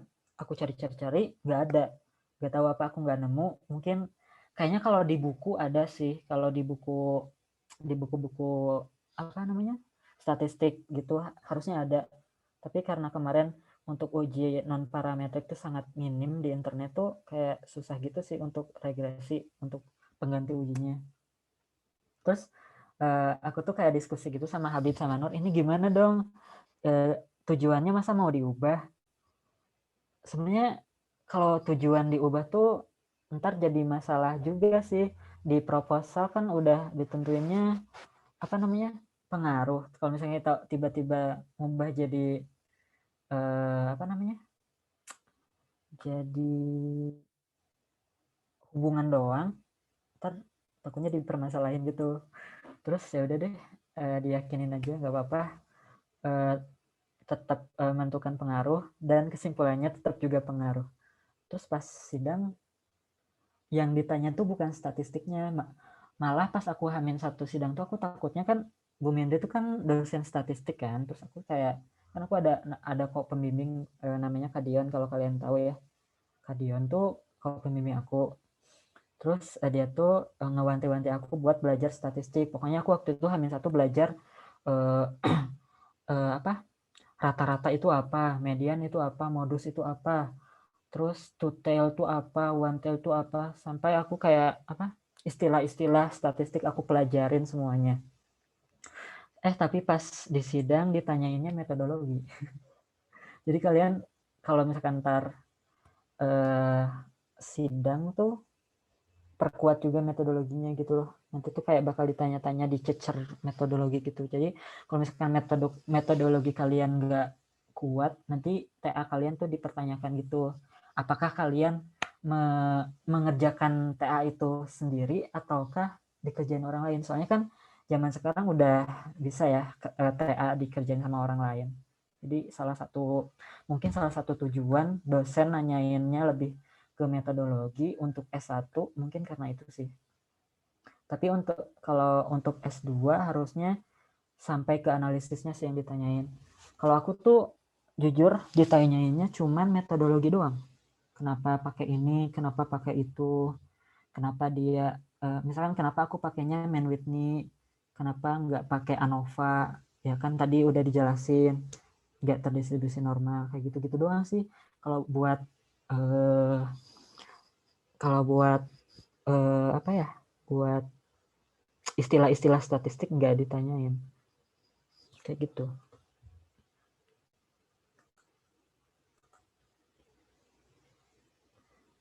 Terus sama ya, jadi waktu itu kan aku sama Bu Yuni ya, Bu Yuni tuh kalau bukan aku maksudnya jelek-jelekin Bu Yuni, jadi Bu Yuni tuh suka ngilang gitu. Mungkin sebagian besar dosen tuh gak tahu kenapa ya, untuk minta bimbingan pun juga susah gitu loh. Bahkan untuk minta persetujuan sidang pun susah, kayak harus nyari-nyari, harus nge-spam chat gitu.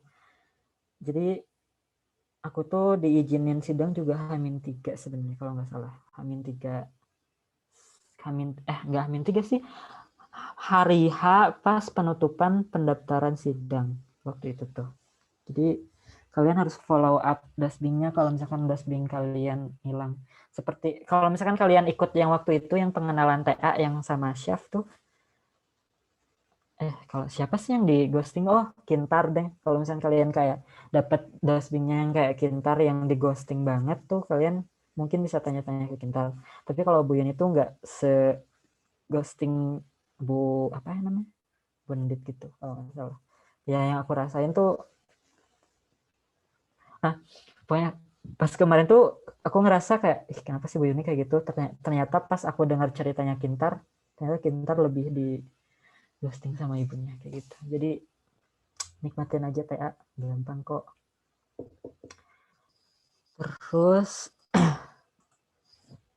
lagi ya, ada yang ditanya lagi nggak? Ini ada pertanyaan Kak dari Kak Matthew. Oke. Kak, tadi kan katanya kalau penelitian nggak ada yang salah, tapi pendekatan yang kurang tepat. Gimana caranya tahu kalau data yang kita punya dengan randomnya teori Maslow-Levin itu mewakili sampel? Takutnya si dosen penguji itu punya penelitian di bidang ini yang sama, terus nanti malah dibantai sama dosen penguji karena hasilnya agak jauh. Itu gimana, Kak? Sebenarnya kalau misalkan kalian dapat dosen pengujinya yang statistik, kayak aku nih beruntung nih dapat Bu Mindri, itu tuh kayak Bu Mindri udah tahu kalau misalkan nggak ada hasil penelitian yang salah. Beda ceritanya misalkan kalau sama dosen yang desain, misalkan kayak Pak Sony misalkan, atau Pak Syarif misalkan, kayak gitu kan dia lebih ke lebih ke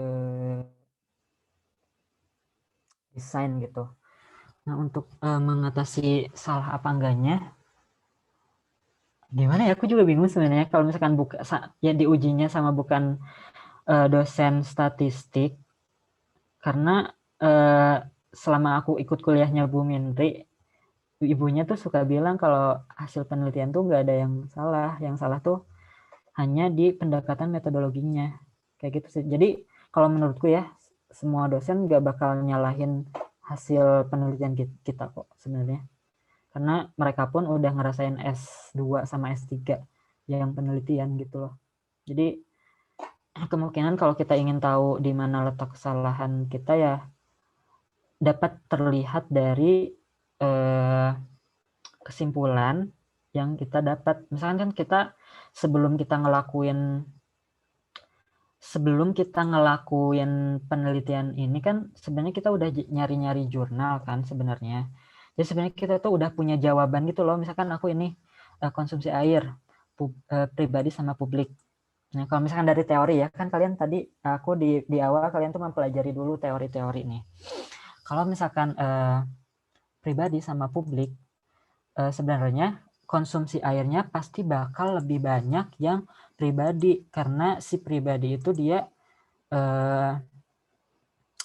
merasa bahwa dia tuh tidak ada kewajiban untuk membayar iuran kepada pihak terkait, karena misalkan dia pakai mata air. Kalau mata air kan dia kayak ya terserah gue mau pakai air berapa liter pun terserah gue gitu kan, gue nggak bayar ke siapapun.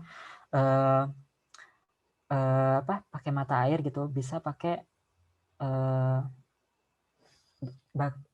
pakai berapa liter air yang kita punya gitu. Lain halnya yang dia publik yang pakai PDAM. Kalau PDAM kan kalau dari jurnal yang aku baca tuh cenderung menghemat airnya gitu. Jadi pemakaian airnya lebih dikit misalnya kayak gitu. Jadi aku udah tahu nih antara si pribadi sama publik tuh pasti akan ada rata-rata yang beda banget gitu. Rata-rata yang beda pemakaiannya. Jadi pasti akan mempengaruhi jumlah konsumsi airnya gitu kan. Jadi sebenarnya kita udah tahu jawabannya gitu loh di awal, bahwa si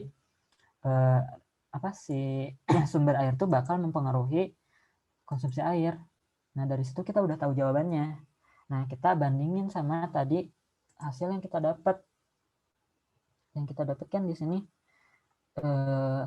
ininya P-nya kurang dari 0,5. Yang tadi yang di SPSS kan terdapat perbedaan rata-rata.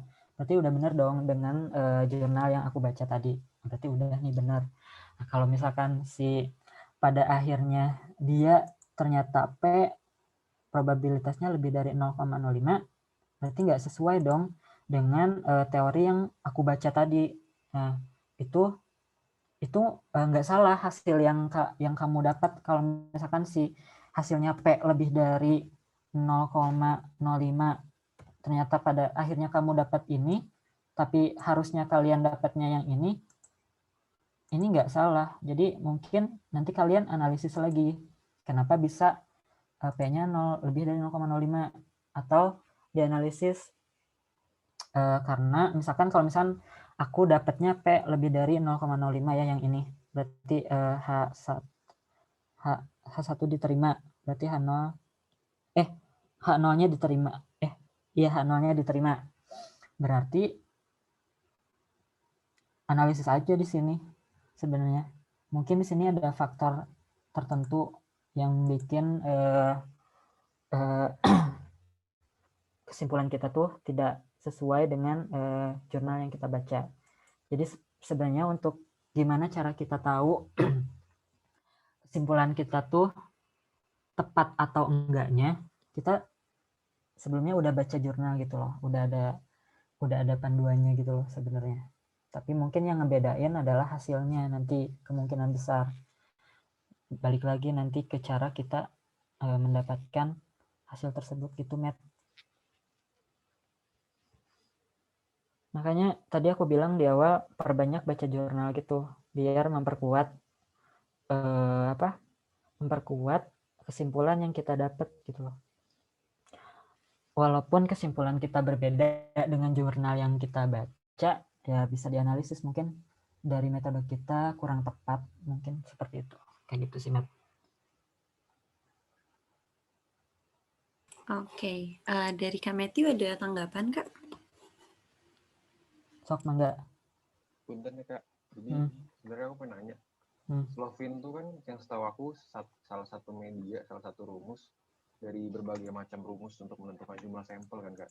Karena waktu itu aku pernah dikasih tahu sama anak SI, analisis informasi, katanya itu banyak banget sebenarnya. Jadi gimana cara kita tahu kalau misalnya untuk penelitian ini dengan berbagai macam constraint yang ada, kita bisa nih pakai Slovin. Padahal Slovin tuh menurut aku batasannya tuh paling banyak banget gitu. Jadi kayak paling lemah lah sebenarnya hitungannya gitu, Kak. Nah, iya sebenarnya aku waktu di awal-awal dulu agak ragu juga pakai Slovin, soalnya ada beberapa batasan yang tadi yang Matthew bilang.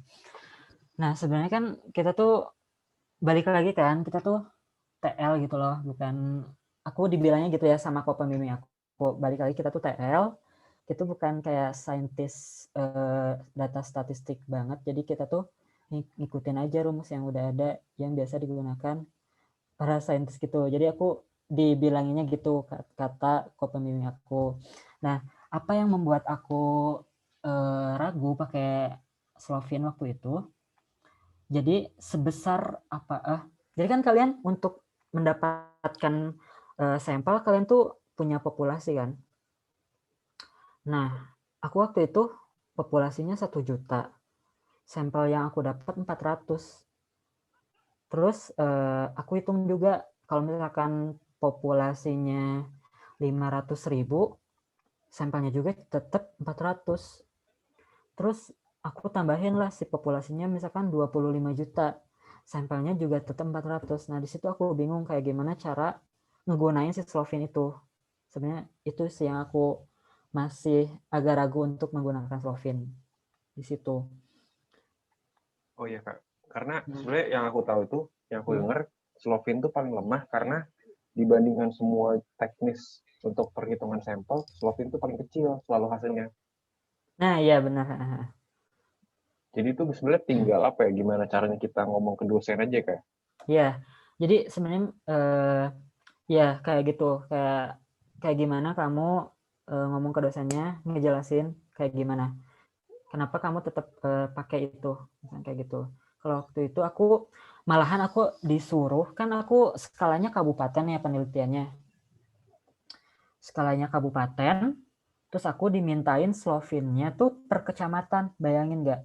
Aku kecamatannya ada 16, berarti 16 dikali 400 berapa? Coba berjuta-juta nggak sih? Iya, enggak. Ribu-ribu 12.000. Terus aku terus aku ngeyakinin ibunya, Bu, saya tuh penelitian bukan mau sensus. Digituin aku ngomong ke ibunya. Terus ibunya, oh ya udah kayak gitu.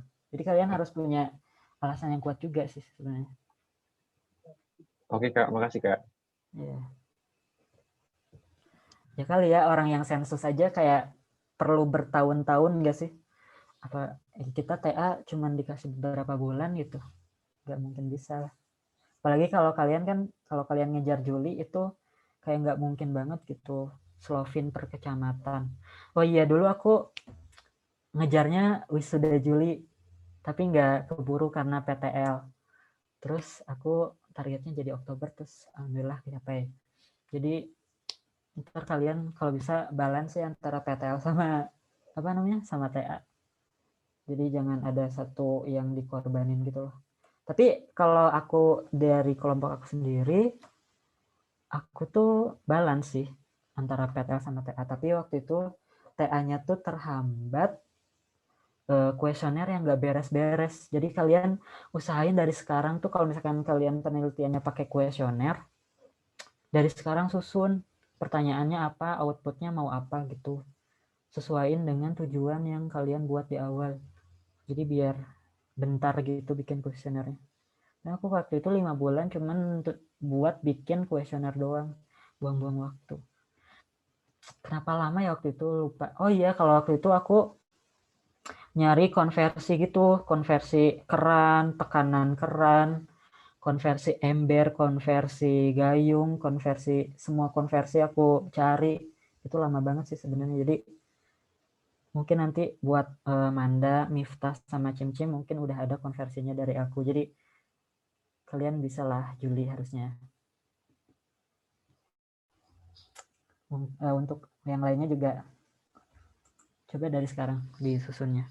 Kalau kuesioner ya, Tapi kalau misalkan lab, nah aku nggak tahu sih, soalnya kalau lab ya, kalau kalian penelitiannya lab tuh sampai sekarang S1 tuh nggak bisa masuk kampus. Bahkan Givani pun, temen aku ya, Fani, dia tuh sampai sekarang belum mulai penelitiannya. Mungkin baru mulai pas Januari gitu, Januari ini 2021. Jadinya dia pakai data sekunder gitu ya kalau nggak salah. Aku nggak tahu sih. Kalau nggak salah pakai data sekunder atau alatnya yang dibawa ke kosannya ya. Terus aku tuh mikir kenapa nggak dari dulu gitu dosbingnya nyaranin kayak gitu loh. Soalnya banyak di jurusan lain pun kayak gitu pakai data sekunder, bahkan Tekim pun banyak yang pakai data sekunder, tapi aku nggak tahu ya TL tuh waktu pas pertama pandemi itu dia tuh nggak boleh pakai data sekunder. Terus ya kasihan yang nge-lab gitu sih, kayak Mutek, Sapam gitu-gitu. Mutek, Sapam, Ica, dia tuh kan skalanya skala lab penelitiannya. Kayak oksidasi gitu-gitu. Oksidasi pakai apa? Lupa aku tuh. Dia skala lab terus belum mulai. Nggak mulai-mulai karena nunggu lab pas bulan Januari baru dibolehin pakai data sekunder. Dan begitulah.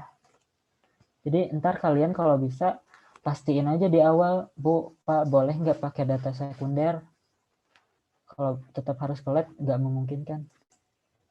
Ada sih ke lab tuh Safia Anis ke lab, tapi di lab luar, bukan lab ITB. Dan biayanya tuh lumayan mahal di awal gitu, kayak 500.000 gitu ya untuk satu sampel. Aku nggak tahu, nggak ngerti. Tapi kalau kalian ada uang, kalau kalian penelitiannya lab, ya udah di lab luar aja, jangan nunggu-nunggu yang lab ITB karena kayaknya nggak bakal buka-buka deh. Terus ya kalau kalian ada uang itu juga ya, nanti bakal di reimburse kok, tapi reimburse-nya cuma 1,5 juta. FYI aja.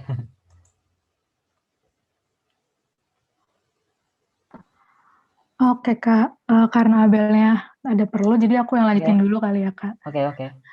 Ada pertanyaan lagi nih Kak dari Maya. Kalau tips and trick buat metodologi ada nggak tuh Kak? Kayak gimana tuh? Nyusunnya atau ngelakuinnya? Gimana tuh Maya? Gimana Mai? Nyusunnya Kak katanya. Nyusunnya. Kalau aku sih lihat jurnal orang gitu. Jadi seperti yang aku bilang, penelitian tuh kalian nggak ngelakuin dari nol gitu loh. Seharusnya udah ada penelitian yang udah dilakuin sebelumnya. Meskipun beda, misalkan nih penelitiannya kalian menentukan penyisihan deterjen menggunakan koagulan FeCl3. Misalnya itu TA kalian ya, penyisihan deterjen menggunakan koagulan FeCl3. Pasti ada TA atau penelitian lain yang sejenis, misalkan penyisihan deterjen menggunakan koagulan A. Beda kan sama yang kalian. Nah, di situ aja, contek aja. Bukan contek sih, kayak ikutin aja metodologi yang udah ada gitu. Mungkin nanti bisa ditambah-tambahin kalau ada yang kurang. Misalkan kalian punya 2 sampai 3 jurnal, tapi ada yang berbeda gitu ya. Tapi kalian pengennya agak beda, ya udah digabungin aja si 3 jurnal tadi, si metodologinya gitu sih. Kalau dari aku lebih banyak baca jurnal aja. Kalau bisa lebih dari 20 jurnal. Karena minimal tuh, enggak tahu sih kalau S1 ya. Kalau aku, kan teman-temanku tuh pada fast track ya. Mereka tuh disuruh minimal 20 jurnal gitu buat tugasnya tuh. Mungkin sama sih buat S1 juga 20 jurnal.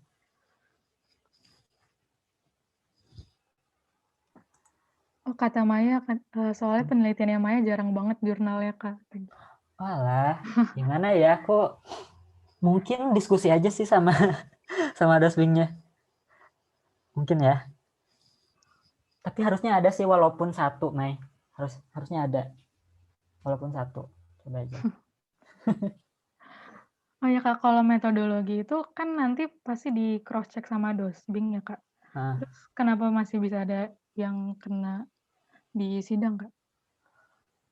Yang kena gimana? Yang sampai dibilang metodologi salah gitu, udah gitu? Kalau itu aku nggak tahu sih kalau ada yang dibilang salah metodologi. Karena kan beda-beda gitu dosen pembimbing sama dosen penguji gitu loh. Kan yang pasti yang banyak nanya tuh dosen penguji gitu kan. Dan dosen pembimbing pun nggak bakal bantu kita pas sidang tuh, malah dia juga jadi nguji. Malah dia jadi nguji gitu. Contohnya kemarin Habib tuh kan satu bimbingan sama aku Habib Nur. Nah si Habib tuh malah dicecer sama Bu Yuni gitu kenapa. Ya, aku tahu sih karena pengujinya itu Pak Nobel sama Pak Pri. Pak Nobel cuma nanya sekali, Pak Pri nanyanya malah yang lain-lain. Terus kayak ya udah jadinya Bu Yuni yang banyak nanya. Jadi kalau untuk metodologi kenapa bisa salah mungkin karena si dosen yang jadi penguji kita tuh nggak ngerti apa yang kita sampaikan gitu loh. Paling kayak gitu. Oke, Kak. Berarti kalau mau bikin metodologinya banyakin baca referensi aja gitu ya, Kak? Iya, banyakin baca referensi. Kayak gitu. Maya masih ada pertanyaan lanjutan atau udah cukup, Maya?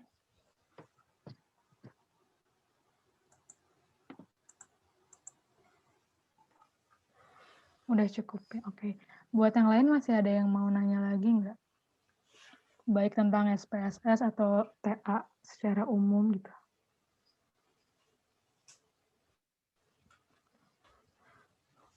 Oh ya Kak, kalau kira-kira nanti ada yang mau nanya lagi nih, boleh nggak sih PC ke Kakak? Oh, boleh PC aja. Tapi via WA ya, soalnya aku udah jarang buka line.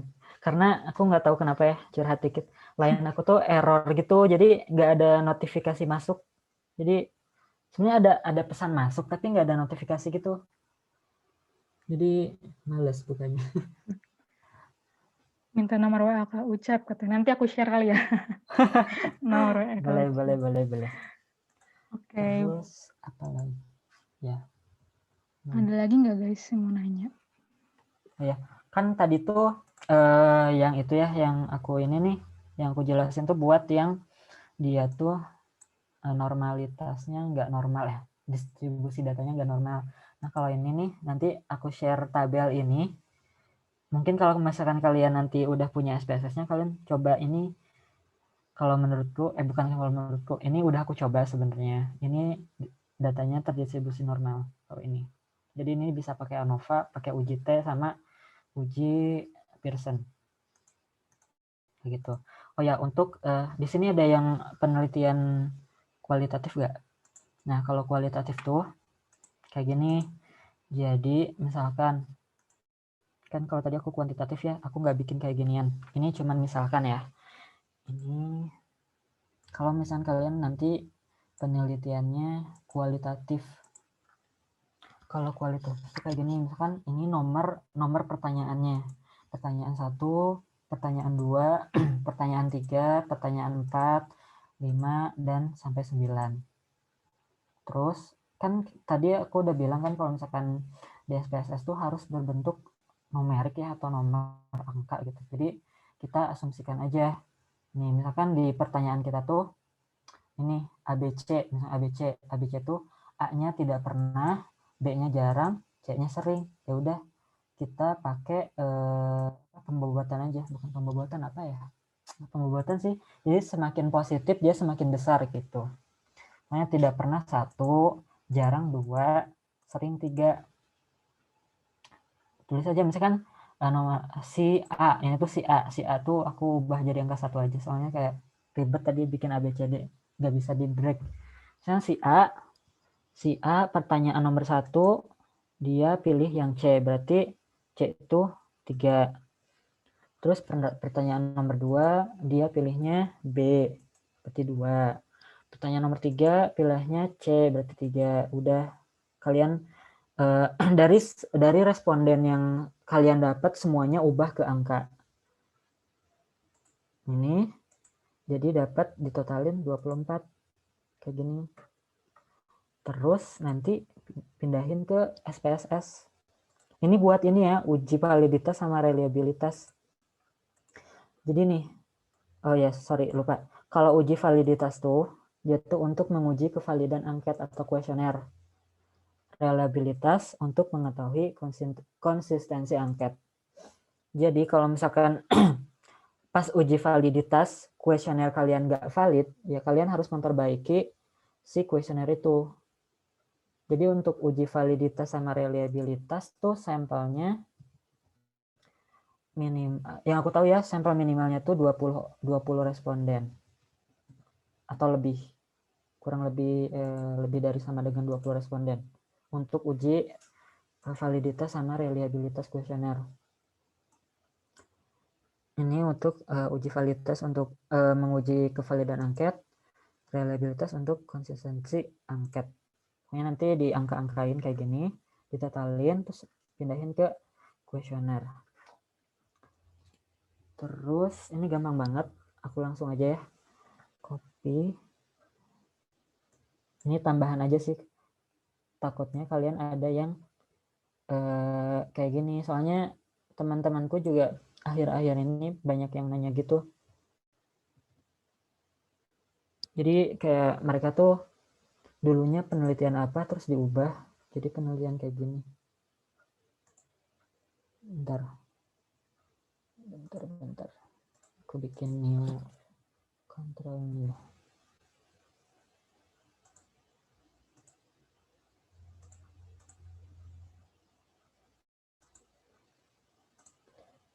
Ini sama kayak Excel sih, kayak kalau kalian mau tab yang baru, bikin aja control new. Control new. Oke, seperti biasa kita ke sini. Kalau di sini, kalau yang barusan ya, kuesioner barusan, yang apa kualitatif, bikin variabelnya terserah kalian sih. Misalkan pertanyaan 1, pertanyaan 2, pertanyaan 3. Tapi aku mau bikinnya biar nggak panjang. Unit 1.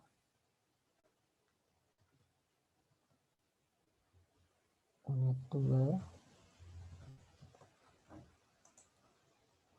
Aduh lupa, ini belum dibikin. Unit.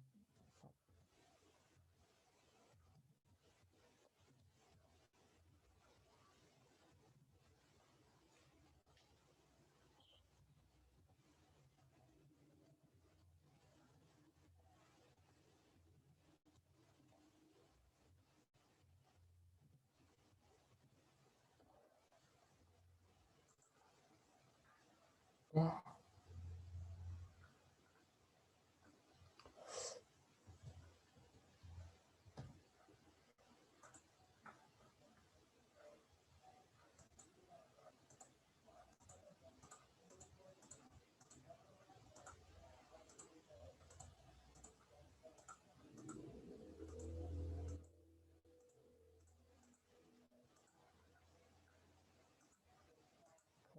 Ada.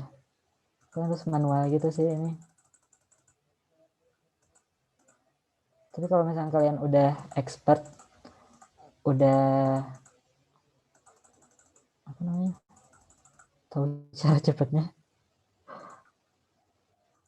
bisa nggak ya dikenalin? Bisa deh.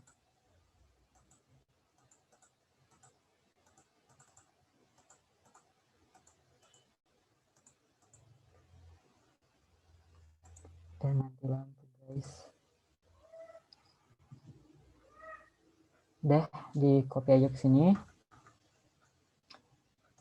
Terus habis itu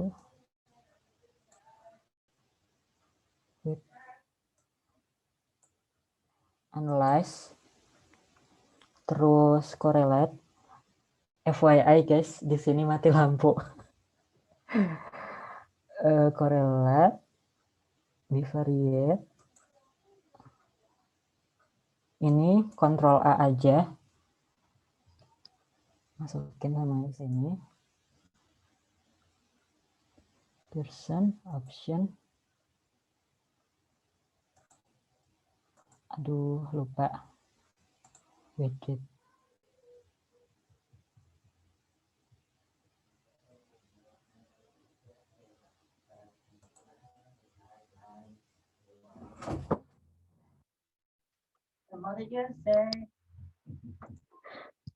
Yes.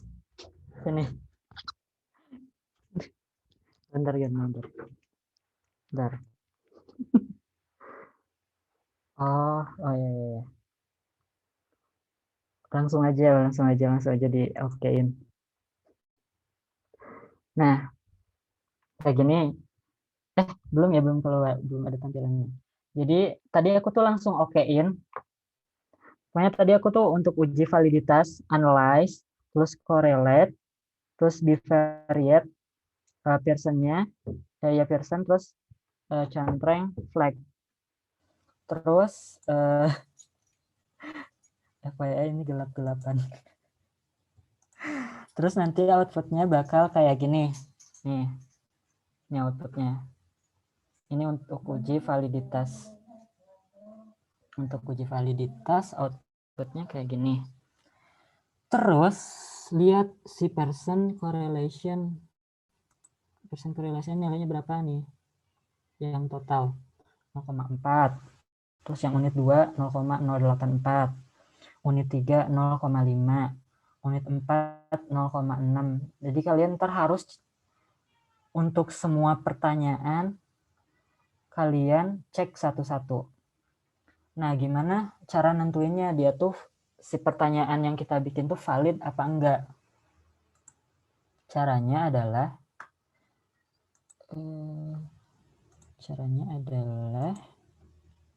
nih.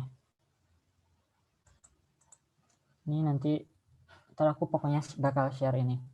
Pokoknya kalau misalkan R hitung lebih besar dari R tabel, dia valid. Kalau R hitung kurang dari R tabel, dia nggak valid. Nah, sekarang kita lihat dulu R tabelnya dari mana. Nah, untuk R tabelnya tuh N-nya tuh 20. Berapa sih 20 ya? R-nya 2. Ya, N-nya 20. Ini nih 20 responden. N-nya itu 20 responden, terus probabilitasnya anggap aja kita 5%. Terus R tabelnya dapat 0,44. Pokoknya ada R tabelnya, guys. Ada R tabelnya. 0,44. Udah aja dilihat yang kesimpulan tadi. Dia kurang dari 0,44 atau lebih dari 0,44. Kalau kurang dari R hitung lebih besar dari, kalau misalkan dia si R hitungnya lebih besar, dia valid. Bentar. R hitung lebih besar, dia valid. R hitung lebih besar, dia valid.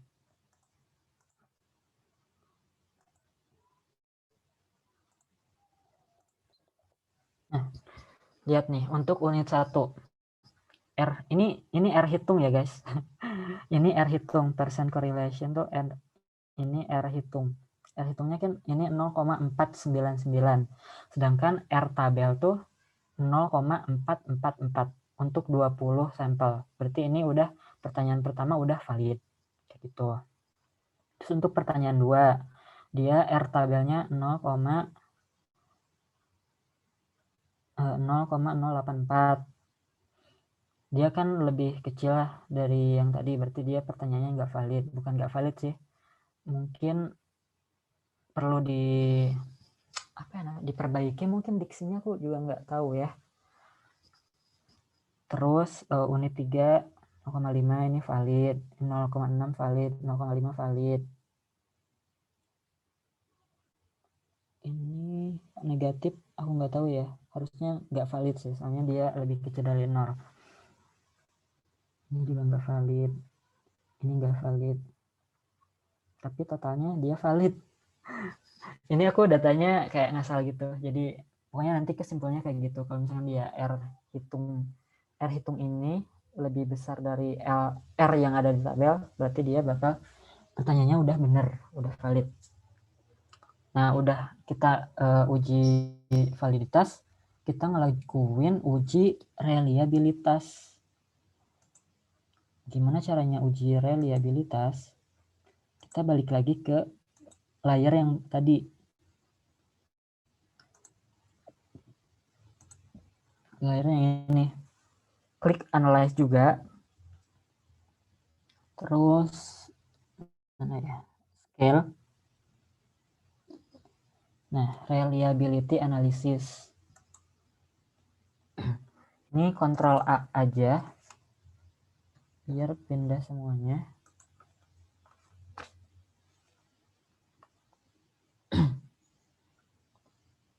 Terus ke statistik. Terus klik scale if item deleted. Udah. Continue.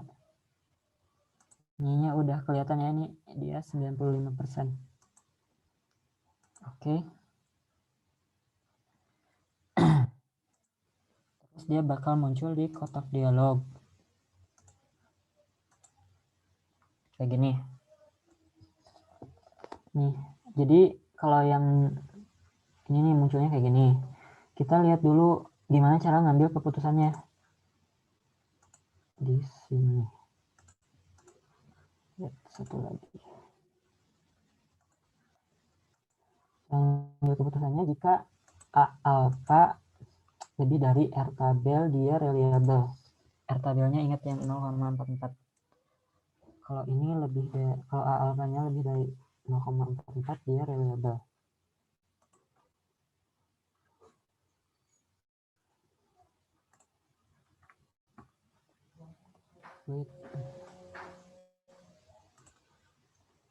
Kita lihat outputnya. Nih, ini si alpha-nya nih, yang paling kanan. Cron bunch alpha item. Jadi si alpha-nya yang dilihat yang paling kanan. Tadi kalau kalian ingat ya, kalau misalnya si alpha-nya lebih dari 0,44, berarti dia udah reliable pertanyaannya. Lihat ini semuanya ada yang reliable, ada enggak. Jadi kalau misalnya yang enggak reliable, mungkin aku nggak tahu ya, mungkin si pertanyaannya harus dihapus atau diganti dengan diksi yang lain. Aku kurang tahu kalau untuk perihal yang enggak reliable. Jadi mungkin nanti kalian bisa lihat-lihat lagi di YouTube. Soalnya aku nggak pakai statistik kualitatif. Jadi aku nggak tahu ya. Yang aku tahu, yang aku pelajari, kalau misalkan alfanya yang tadi kondisi-kondisinya kayak gitu, berarti dia valid sama reliable. Nah, kalau misalkan si pertanyaannya udah valid sama reliable, baru kalian bisa sebar tuh ke jumlah sampel minimum kalian, misalkan ke 400 sampel kalian tuh, baru bisa disebar kayak gitu. Itu sih untuk penelitian kualitatif.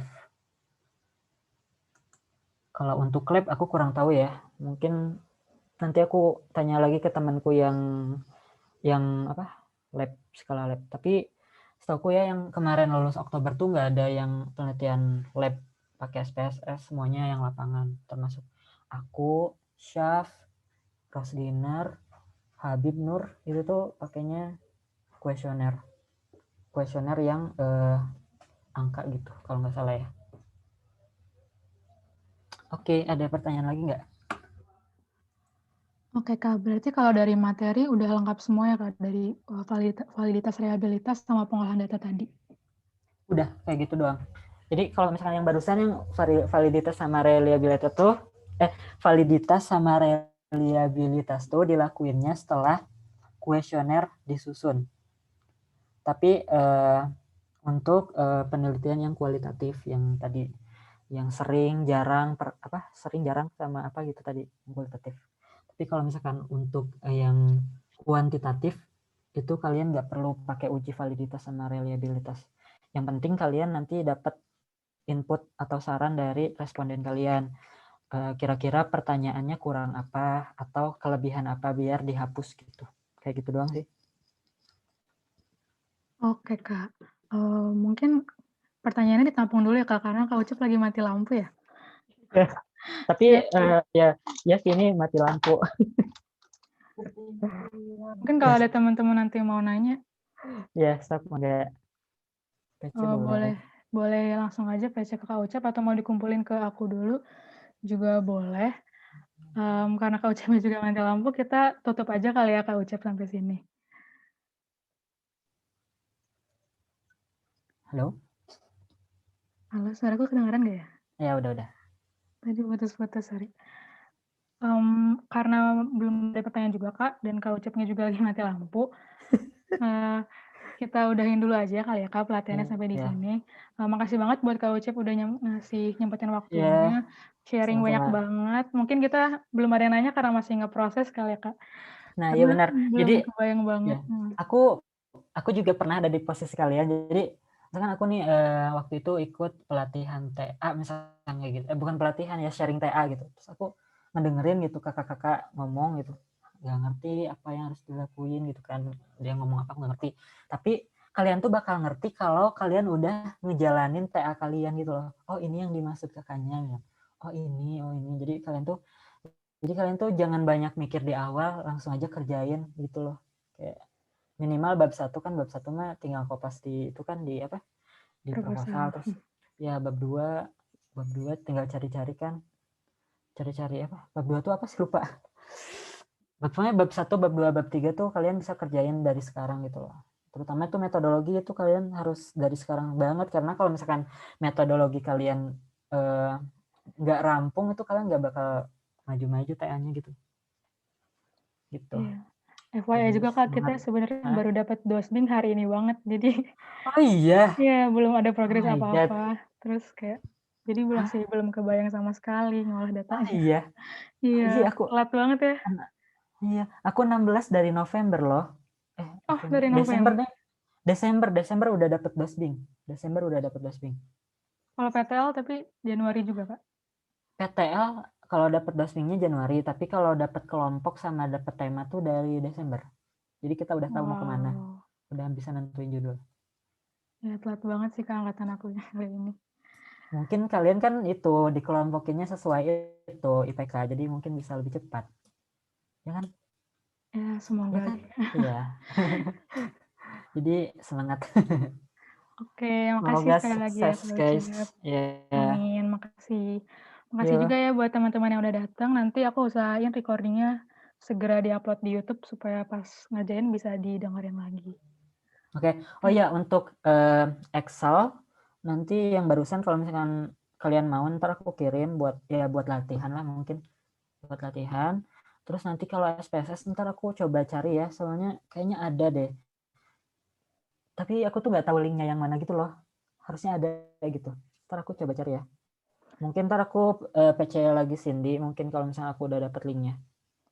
Iya, aku juga tadi dapat dari Kak Nur sih, ada kayak YouTube cara nge-crack-nya SPSS, nanti aku sebar juga. Oke. Itu aja nggak apa-apa. Iya. Oke Kak, oke.